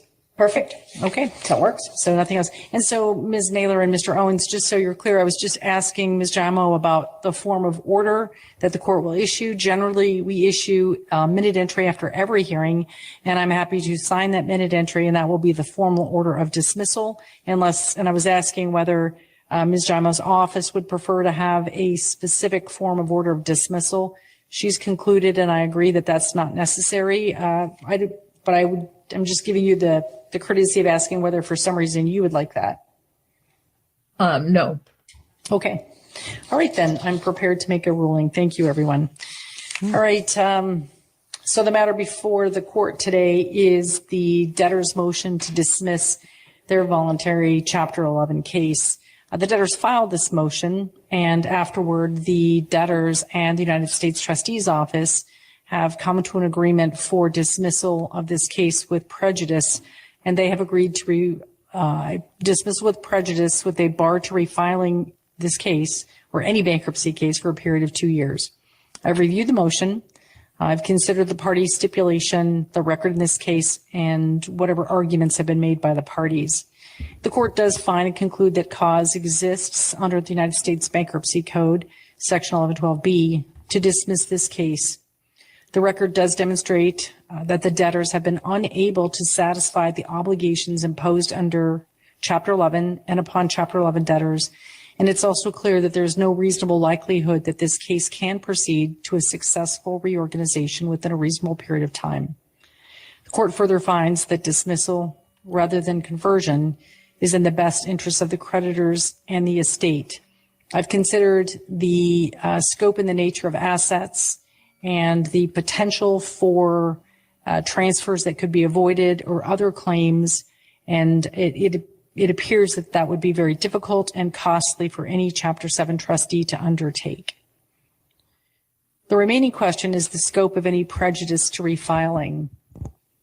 Although the parties have stipulated to a 2-year refiling bar, I believe it's incumbent upon the court to independently determine whether that requested relief is warranted under the Bankruptcy Code and the facts of the case. In particular, since we haven't had an evidentiary hearing. A dismissal with prejudice and a prohibition on refiling constitute extraordinary relief. And generally, the court's rule is that such a bar should extend no further than necessary to address the conduct that has been presented to the court. So again, I do find that cause exists to impose a refiling bar. The record reflects significant failures to comply with the requirements of Chapter 11 and demonstrates that dismissal without prejudice would not adequately protect the integrity of the bankruptcy process. Accordingly, a period during which debtors may not seek relief in bankruptcy is appropriate. The court is also persuaded by the multiple errors, the misstatements, and even possible misrepresentations that the present record does justify a 2-year prohibition on refiling. The court concludes that a 2-year bar will accomplish the purposes of 11 U.S.C. Section 105A and 349A. A 2-year refiling bar adequately protects the bankruptcy process, discourages abusive or premature refilings, and is appropriately tailored to the circumstances of this case. In particular, because the debtors have consented to that 2-year bar, and Ms. Giaimo points out an unusual. No idea. Who's trying to I heard that little meat. I heard it. I don't know what it is. Oh my Didn't God. cause a problem though. And perhaps novel consideration the court had not previously considered, which is that with more time provided to the mortgage company, perhaps the parties can enter into an agreement or arrangement that meets all the parties' needs with respect to the real property. So for these reasons, the debtor's motion to dismiss is granted. This Chapter 11 case is dismissed under 11 U.S.C. Section 1112B. The dismissal is with prejudice to the filing of any bankruptcy petition by either debtor under any chapter of the Bankruptcy Code for a period of 2 years from the date of the entry of the dismissal order, which shall be the minute entry that will emanate from this hearing. I'm not expecting any additional form of order. Rather, as soon as this minute entry is filed, the case will be dismissed, and that will be the end of the matter. And with that, I believe everything that we were here for today has been considered and concluded. Is there anything else we need to discuss, Mr. Owens and Ms. Naylor? Nothing. No, just thank you very much for allowing us to appear via Zoom with the heat today. God damn. A lot more comfortable for my husband and for me. So thank you. Great. Well, you're welcome and good luck. Ms. Giaimo, anything further, ma'am? Nothing further from the U.S. Trustee. Thank you very much, Your Honor. All right. With that, then we are adjourned. Thank you, everyone. Good luck. Thank you. Thank you. And now a side quest.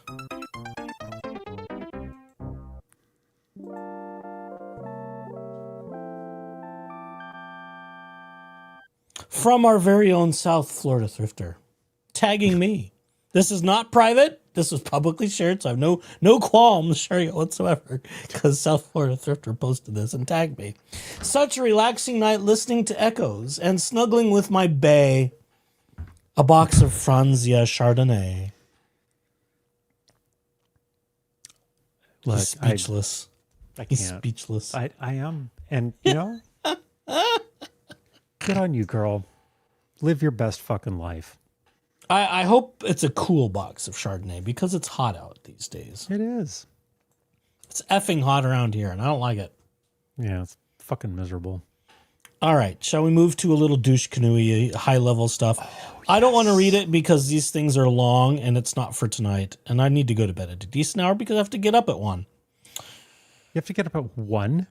No, I have to get up at a decent hour. You said 1. I said I have to go to bed at a decent hour because I have to get up at 1, as in referring to get up at a decent hour. Well, then just say that. Don't say a number and confuse everybody, including myself. Not all numbers are numbers. I will be by the cubbyhole around 3:30 to kidnap I know, but I you. got to do my hairs. That's in the morning. Well, I have to do my hairs too. That's why I'm going to be at the cubbyhole around 3:30. So just be yes, ready. I know. So we've got other things filed by the Arizona State Bar for douche canoe. The first of which is 39 pages. We're not going to do that tonight. We'll save that for another moment, maybe later this weekend. I don't know. We'll see. Right. We'll see. You know, actually, that sounded halfway decent this time. Did you fix things? I didn't do shit. I just pushed the button. Oh God! See, I don't understand why this technology comes and goes. So let's talk. I don't know. I have the same board that you do. I don't see. I can't figure out why you have more problems with it. I don't. Other than you today, had more problems today. You had more problems than half the people. I blame it on StreamYard. Yeah, well. Can't find your camera. Can't find your audio device. Can't find your browser. Can't find nothing. It's like, well, it's a Microsoft product. What do you expect? What are we gonna do? So let's go to the Justice for Clayton Reddit for just a little TLDR of the Arizona State Bar responding to douche canoe. The fucking douche canoe. We haven't talked about him so much lately. We've been in bankruptcy land for a very long time because someone's wife died. Allegedly. Oh, I know, right? That's still kind of suspicious. Gotta say it. As to what that might actually be. I haven't sent my robots after it yet. Just, allegedly. For the record, I haven't done that yet. I know people are like, oh, death is, you can't talk about deaths of people. I don't give a fuck about Don't touch death. it. I was like, well, given that this man has publicly posted stuff that I would say the heaping majority were lies in favor of Laura Owens, I'm not sure how much he can be trusted telling the truth about his own personal life publicly. As I told somebody else, his public facing comments tend to be false. So when someone claims behind, very dark, smoky sunglasses, oh, my wife died.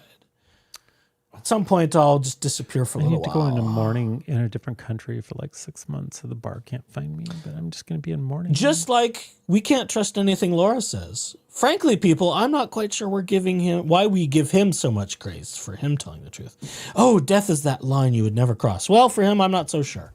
Yeah, I don't give a shit about He's that. done far more vile things and lied about them, in my opinion. Hey, the moment that whatever, I don't remember his first name, but Scalia, that ass hat on the fucking I trashed the shit out of him on social media. I don't give a fuck. Well, each their own. There's no that's the free speech. If you live a piece of shit life and you harm people throughout the course of your career, especially on something like the Supreme Court, you deserve every fucking criticism that you get coming to you for the entirety of the time that you become worm food and just melt into the fucking ground and become nothing other than a pool of ooze that stinks. Turn into oil like the dinosaurs. Fuck that guy. But we'll see. We'll see. It's a research project in process because I want to make certain that people who are claiming things are actually being truthful. And frankly, honestly, I mean, I shouldn't be using LY words as Jack Fox would say. I'm not 100% convinced. Actually, I've seen a couple things that have made me go, So we'll see. If there's any breaking news there, you'll hear it here first because I'm the one working on it. And if someone beats me to the punch, then I'll just wrinkle my nose and borrow their content under fair use. and be snarky and say, I did it first. I know. Well, I've, mark my words. I said it here first. So, all right. AZ Bar against Douche Canoe. The latest things. The TLDR. And this comes from Justice for Clayton Reddit, folks. It's all in the show notes, as you know. The State Bar of Arizona, with Jim Lee, filed a formal response asking the Arizona Supreme Court to decline hearing. Sorry, golly. I'm starting to turn into a pumpkin already. To decline hearing an emergency appeal. Pacific. What the fuck's wrong with you? I know. Well, I did have to drive like 5 hours today. Yeah, Special action filed by attorney Douche Canoe, David S. Gingras, Esquire, a.k.a. the tramp stamp lawyer. The bar argues that Gingras should wait for the full disciplinary process to finish before appealing. That seems logical. It's like, my trial's not going the way I want. I want to appeal before we get to the end. It's like, change the tampon. Substantively, sorry, was that a little too rude? No. Okay. Me? Substantively, Too the bar rude? can... Are you kidding? Well, I don't... sometimes I think there's a line there. Substantively, the bar contends that Keep digging. That while attorneys keep free speech rights, those rights are limited when practicing law, meaning attorneys can be disciplined for making disparaging, reckless, or unprofessional public attacks against a judge during an active case. The bar also argues that Arizona's anti-SLAPP law does not shield lawyers from disciplinary proceedings. I agree, and I'm not a lawyer. Let's see, comprehensive summary, case background, the allegations, some of this we know, but let's just read it for giggles, because this will be sort of our conclusion for this evening. I might need to eat a little ice cream. The State Bar of Arizona... No, you don't need to eat any ice cream. Oh, then I need to eat a little something else, because I'm getting hungry. All I did was like some peanut butter earlier at like 4:30. Peanut butter? Really? No, I had a little bun, but... A little bun? Peanut butter, yeah. A bun with peanut butter. Wasn't very much. We need to talk. Well, I was going to go do lunch, but there wasn't time for that either. So this is like the first time I ate anything since this morning. Let's see. Disparaging comments. The charges stem from public disparaging comments Gingras made about Maricopa County Superior Court Judge Julie Mata while representing a client, Laura Michelle Owens, in an active case against Clayton Eckert. I'm adding a little bit. Editorializing, as I'm wont to do. These comments were made in court filings, online postings, and a podcast, aka his YouTube and the Douche Canoe Law Office's blog postings. Prior rulings by the judge, the presiding disciplinary judge, Lisa A. Vandenberg, previously made two key rulings. One, partial judgment on the pleadings, granted in part for the bar, ruling that Gingras violated ethical rules by making disparaging comments about the judge that were not necessary to advance his client's case. And two, the anti-SLAPP motion denied Gingras' motion to dismiss under Arizona's anti-SLAPP statute, ruling, I think that comma's in the wrong place, anti-SLAPP statute, ruling he failed to show that applying the statute wouldn't improperly restrict the court's authority over attorney discipline. To the procedural argument why the Supreme Court should reject the appeal now. Hey, at least they're doing you a favor and using Arabic numbers and not Roman. Yeah, it does help.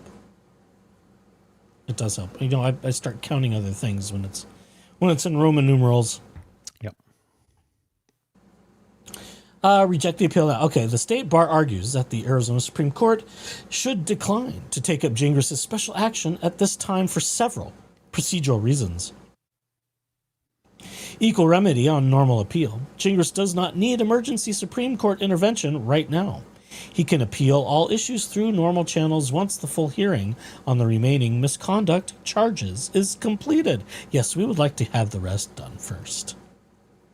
You know, I know you shouldn't eat dessert before you eat your dinner, but there you go. You like your ice cream, so whatever. I know. Well, I've run out of Indian chicken nuggets. Sue me. I'll bring some more for you tomorrow if that's your. I think I'm right. That's though. why need to your make snatch is all on I the mean, like I Twitter. told what's his bucket, that needs to be an entree.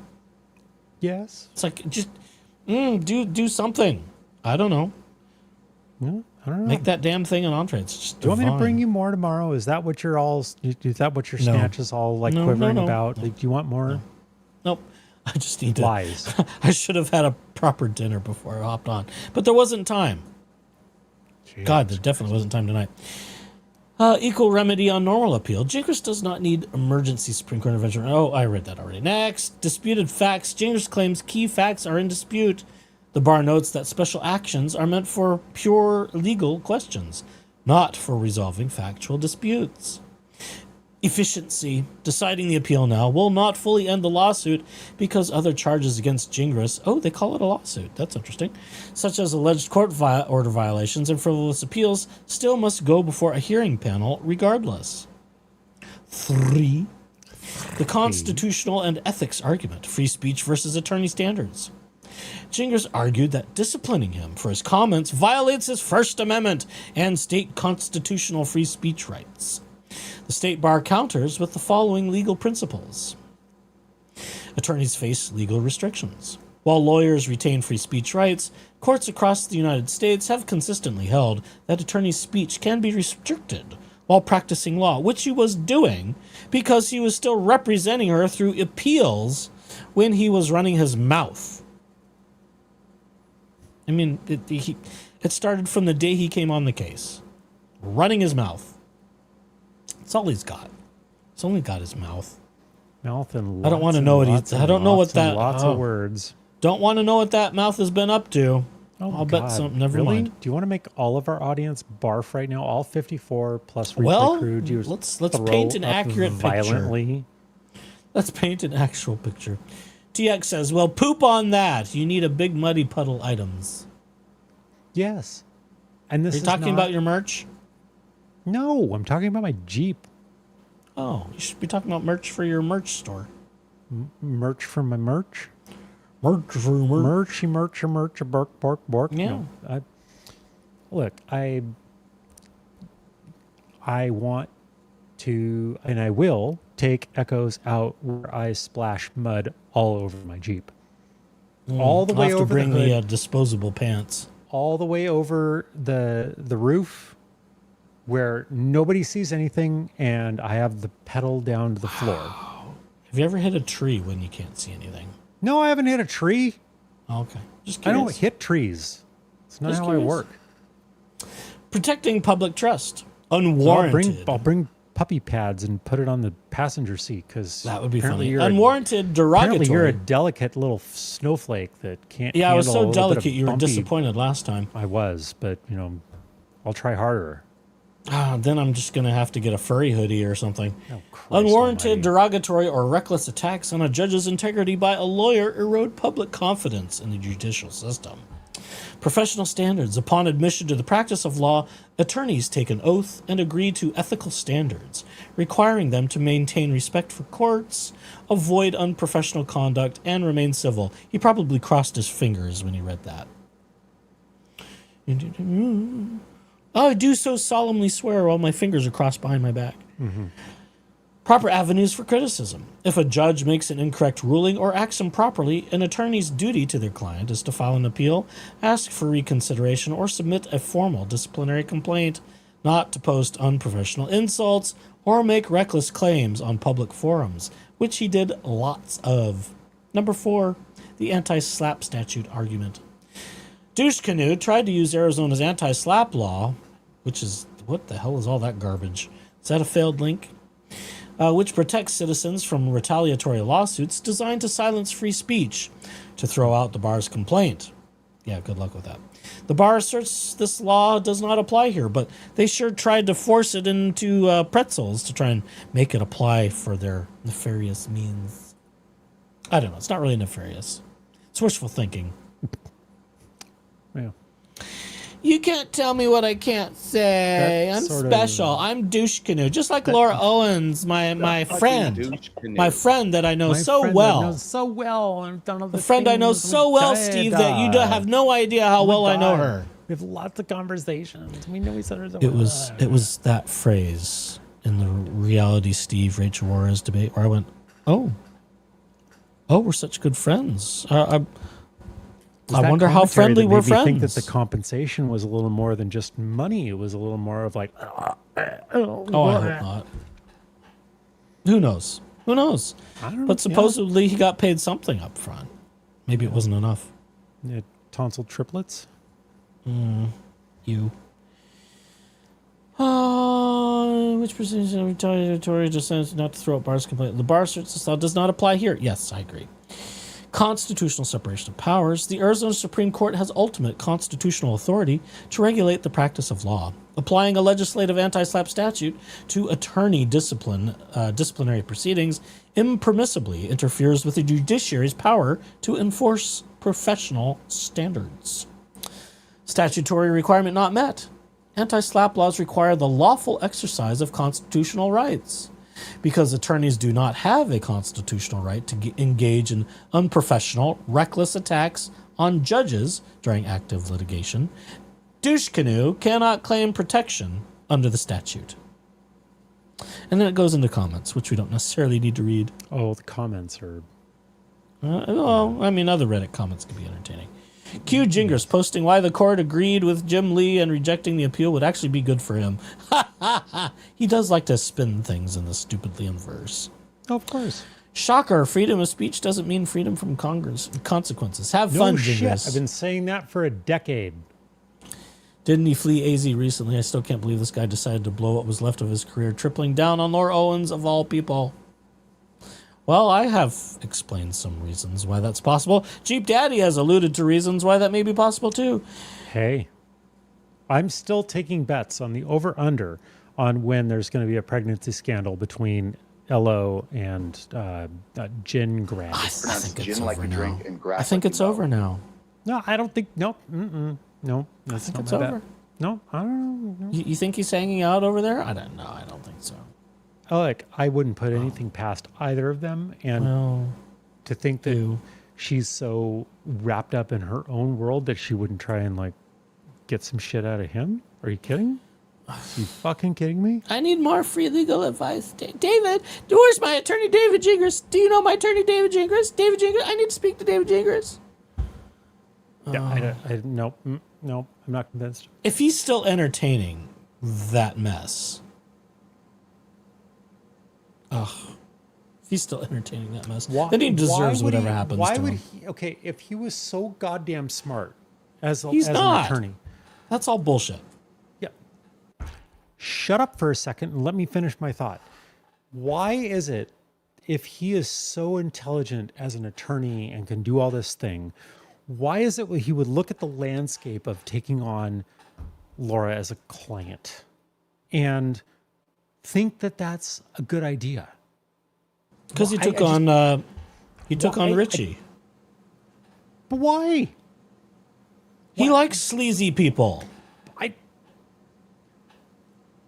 He's going after and representing clients that he's like actively claiming that are indigent. Like, what's in it for him? What is in it for him? Well, nothing monetary anymore. So yeah, what's left? Not much. A little touchy nookie nicky. Because, you know, like... Nicky. Because his wife was a noogie. vegetable or something and then suddenly turned, like, supposedly is allegedly passed away. Like, come on. Don't be that... Well, I You're still not remember... that much younger than me. Don't be that ignorant. I still remember when, he got all defensive that allegedly Mrs. Gingras was no longer around and he got kind of nasty about it. And I went, oh, we've got negative emotions here. What happened? Yeah. Was someone caught doing something improper and Mrs. left? It did. He framed it as Mrs. Gingras was going back to the UK to help her mother. Right. Yeah. And maybe.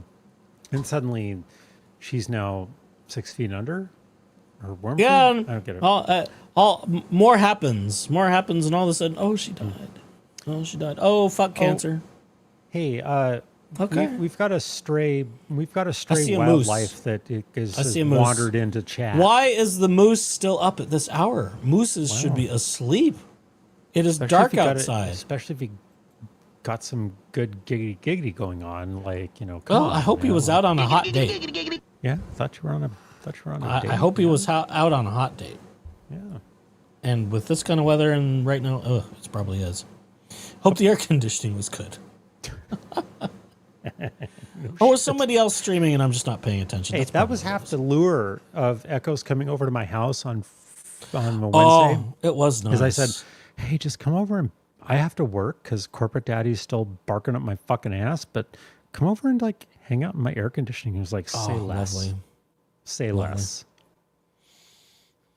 Yeah. And I enjoyed myself. I had the AirPods in and just went, You did. You were listening to Dean Withers. What's his little Twinkie fuck?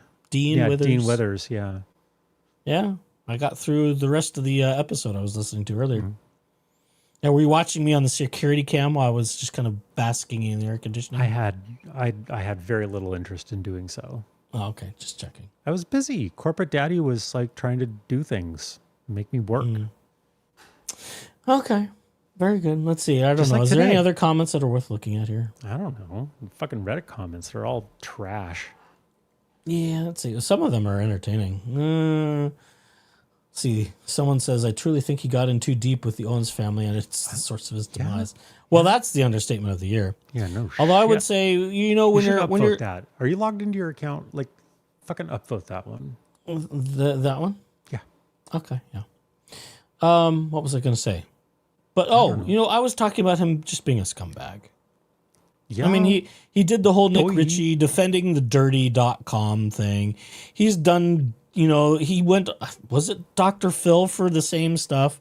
He was making TV circuits. He was part of a team with Colin Farrell and Colin Farrell's sex tapes or whatever the fuck that was.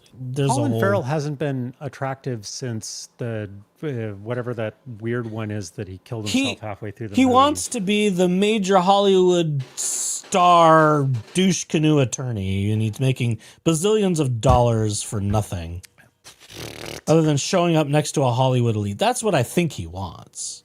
God. At least that seems to be, that was more or less, because that was his earlier career. And he claimed clients that he framed them as being his personal clients when they were clients of larger firms, and he just happened to be, a little schmo on the legal team. Yeah. And TX, every episode of Dr. fucking Phil is a joke because he is a fucking joke himself. Dr. Phil is a scumbag too. Dr. Fuck Phil is just an idiot. And he uses his lapsed licensure to try and claim some sort of counseling credibility, which is also bullshit. He's right up there with Jerry Springer and Sally Jesse Raphael. Like, oh God, that takes me back. Oh yeah. Well, you're that old, takes me back. So there you go. And so am I. But yeah, that's all the claim that he thought he could ever have. No, that's where I think he was headed. Fight me. Fucking fight me for that. I think he knew pretty early on that Ron Owens was a little bit of a big to-do in San Francisco, and he probably went, oh, maybe I've got a chance at rebuilding my career. Opportunity. Giggity. Yeah. When opportunity knocks. Mm-hmm. I don't want to keep reading Reddit comments because, it's just going to go on for pages. But look, there's all, like, Rob, there's all sorts of those shows that we could blather on for weeks about that. You. And I was hooked. I was just as hooked as everybody else. I wanted to watch all of it because it was amazing. It was drama. Just on the tube says, Douche Canoe was on the opposite side of the Colin Farrell sex tape business. Colin to fame. Colin gave me the evil eye roll. Yeah, but I think it was his boss that was representing him, as I recall. It's been a while since I listened to that little, blowhard session of his. He's got several he keeps. I think there may even be a couple on his David Smith AZ alt account on YouTube, as I recall. Okay. Oh, yeah. Well, just like Laura's got alts, he's got alts. I'm not stupid. Laura's got like 12. No, she may have more. Probably. That's a lot of logging in and logging out of profiles. the movie that I'm thinking of is A Home at the End of the World. That's the one I'm thinking of. That was the last time that I ever felt like Colin Farrell was actually attractive. And it was sad that in the movie he offed himself, but like there was a couple of moments where he was just like, oh, he's such a cute little thing. I just wanted to take him home and put him in my pocket and rescue him. But that's sweet. Oh, it was. I was innocent and kind once upon a time, and now I'm just a salty fuck. TX says Sally Jesse was my fave. My mother listened to some of that Sally Jesse Raphael. Oh my God. Oh, well, it was the 80s. It was. It was the 80s.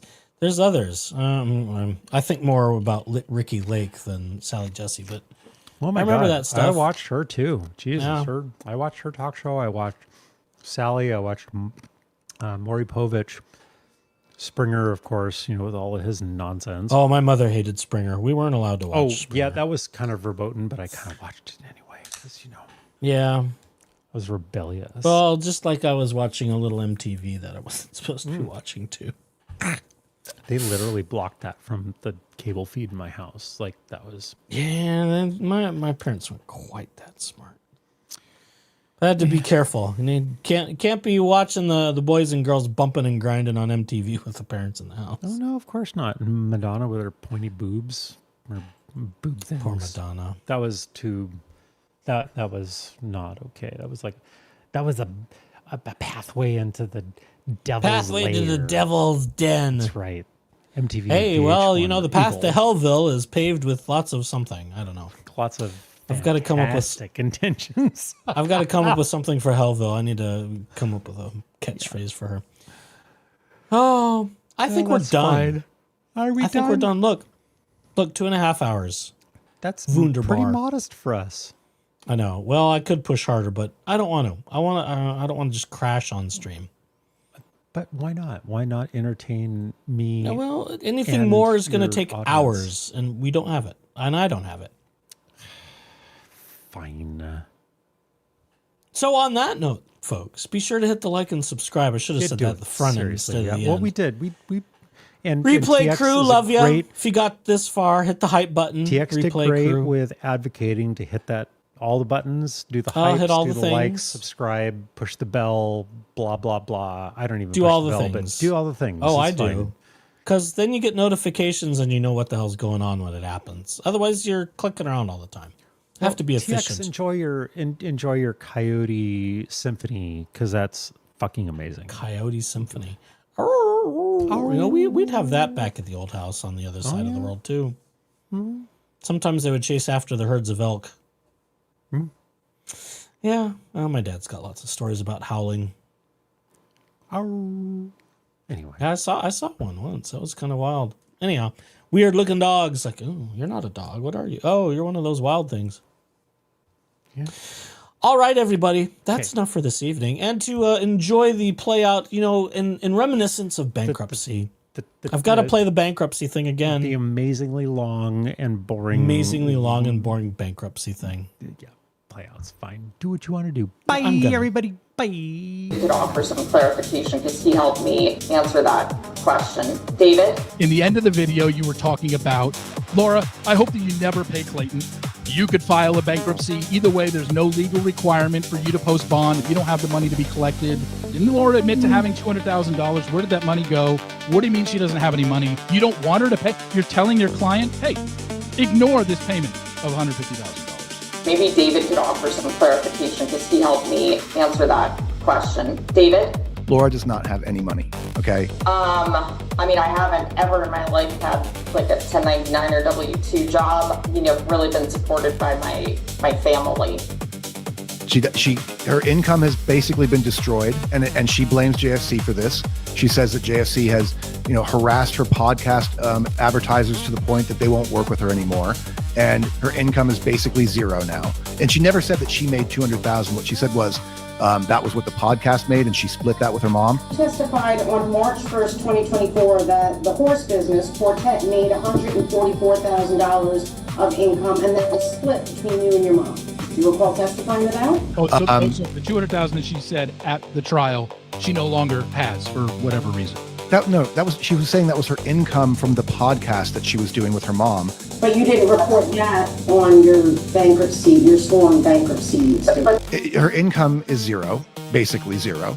Her assets, they are what they are. Clayton is entitled to go and look for that. Dude, he can collect his judgment all he wants. Maybe David could offer some clarification because he helped me answer that question. David? I said to her a while ago, just if you file bankruptcy, you don't have to deal with this anymore. You just push that red button on your desk that says, boop, I'm done, bankruptcy. The entire case goes away. Clayton's ability to do anything to her in court anymore stops the minute she files bankruptcy. And she won't do it. And she said, I'm not going to do that as much as it would bring her relief. Maybe David could offer some clarification because he helped me answer that question. David? But don't say that I'm encouraging her to ignore an order. She's not sitting on $10 million in cash and I'm just saying to her, go hide that.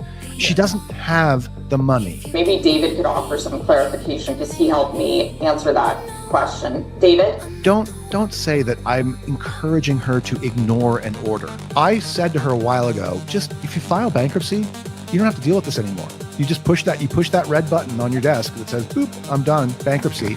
The entire case goes away. Don't say that I'm encouraging her to ignore an order. If you file bankruptcy, you don't have to deal with this anymore. And she said, I'm not going to do that as much as it would bring her relief. But you didn't report that on your bankruptcy, your sworn bankruptcy.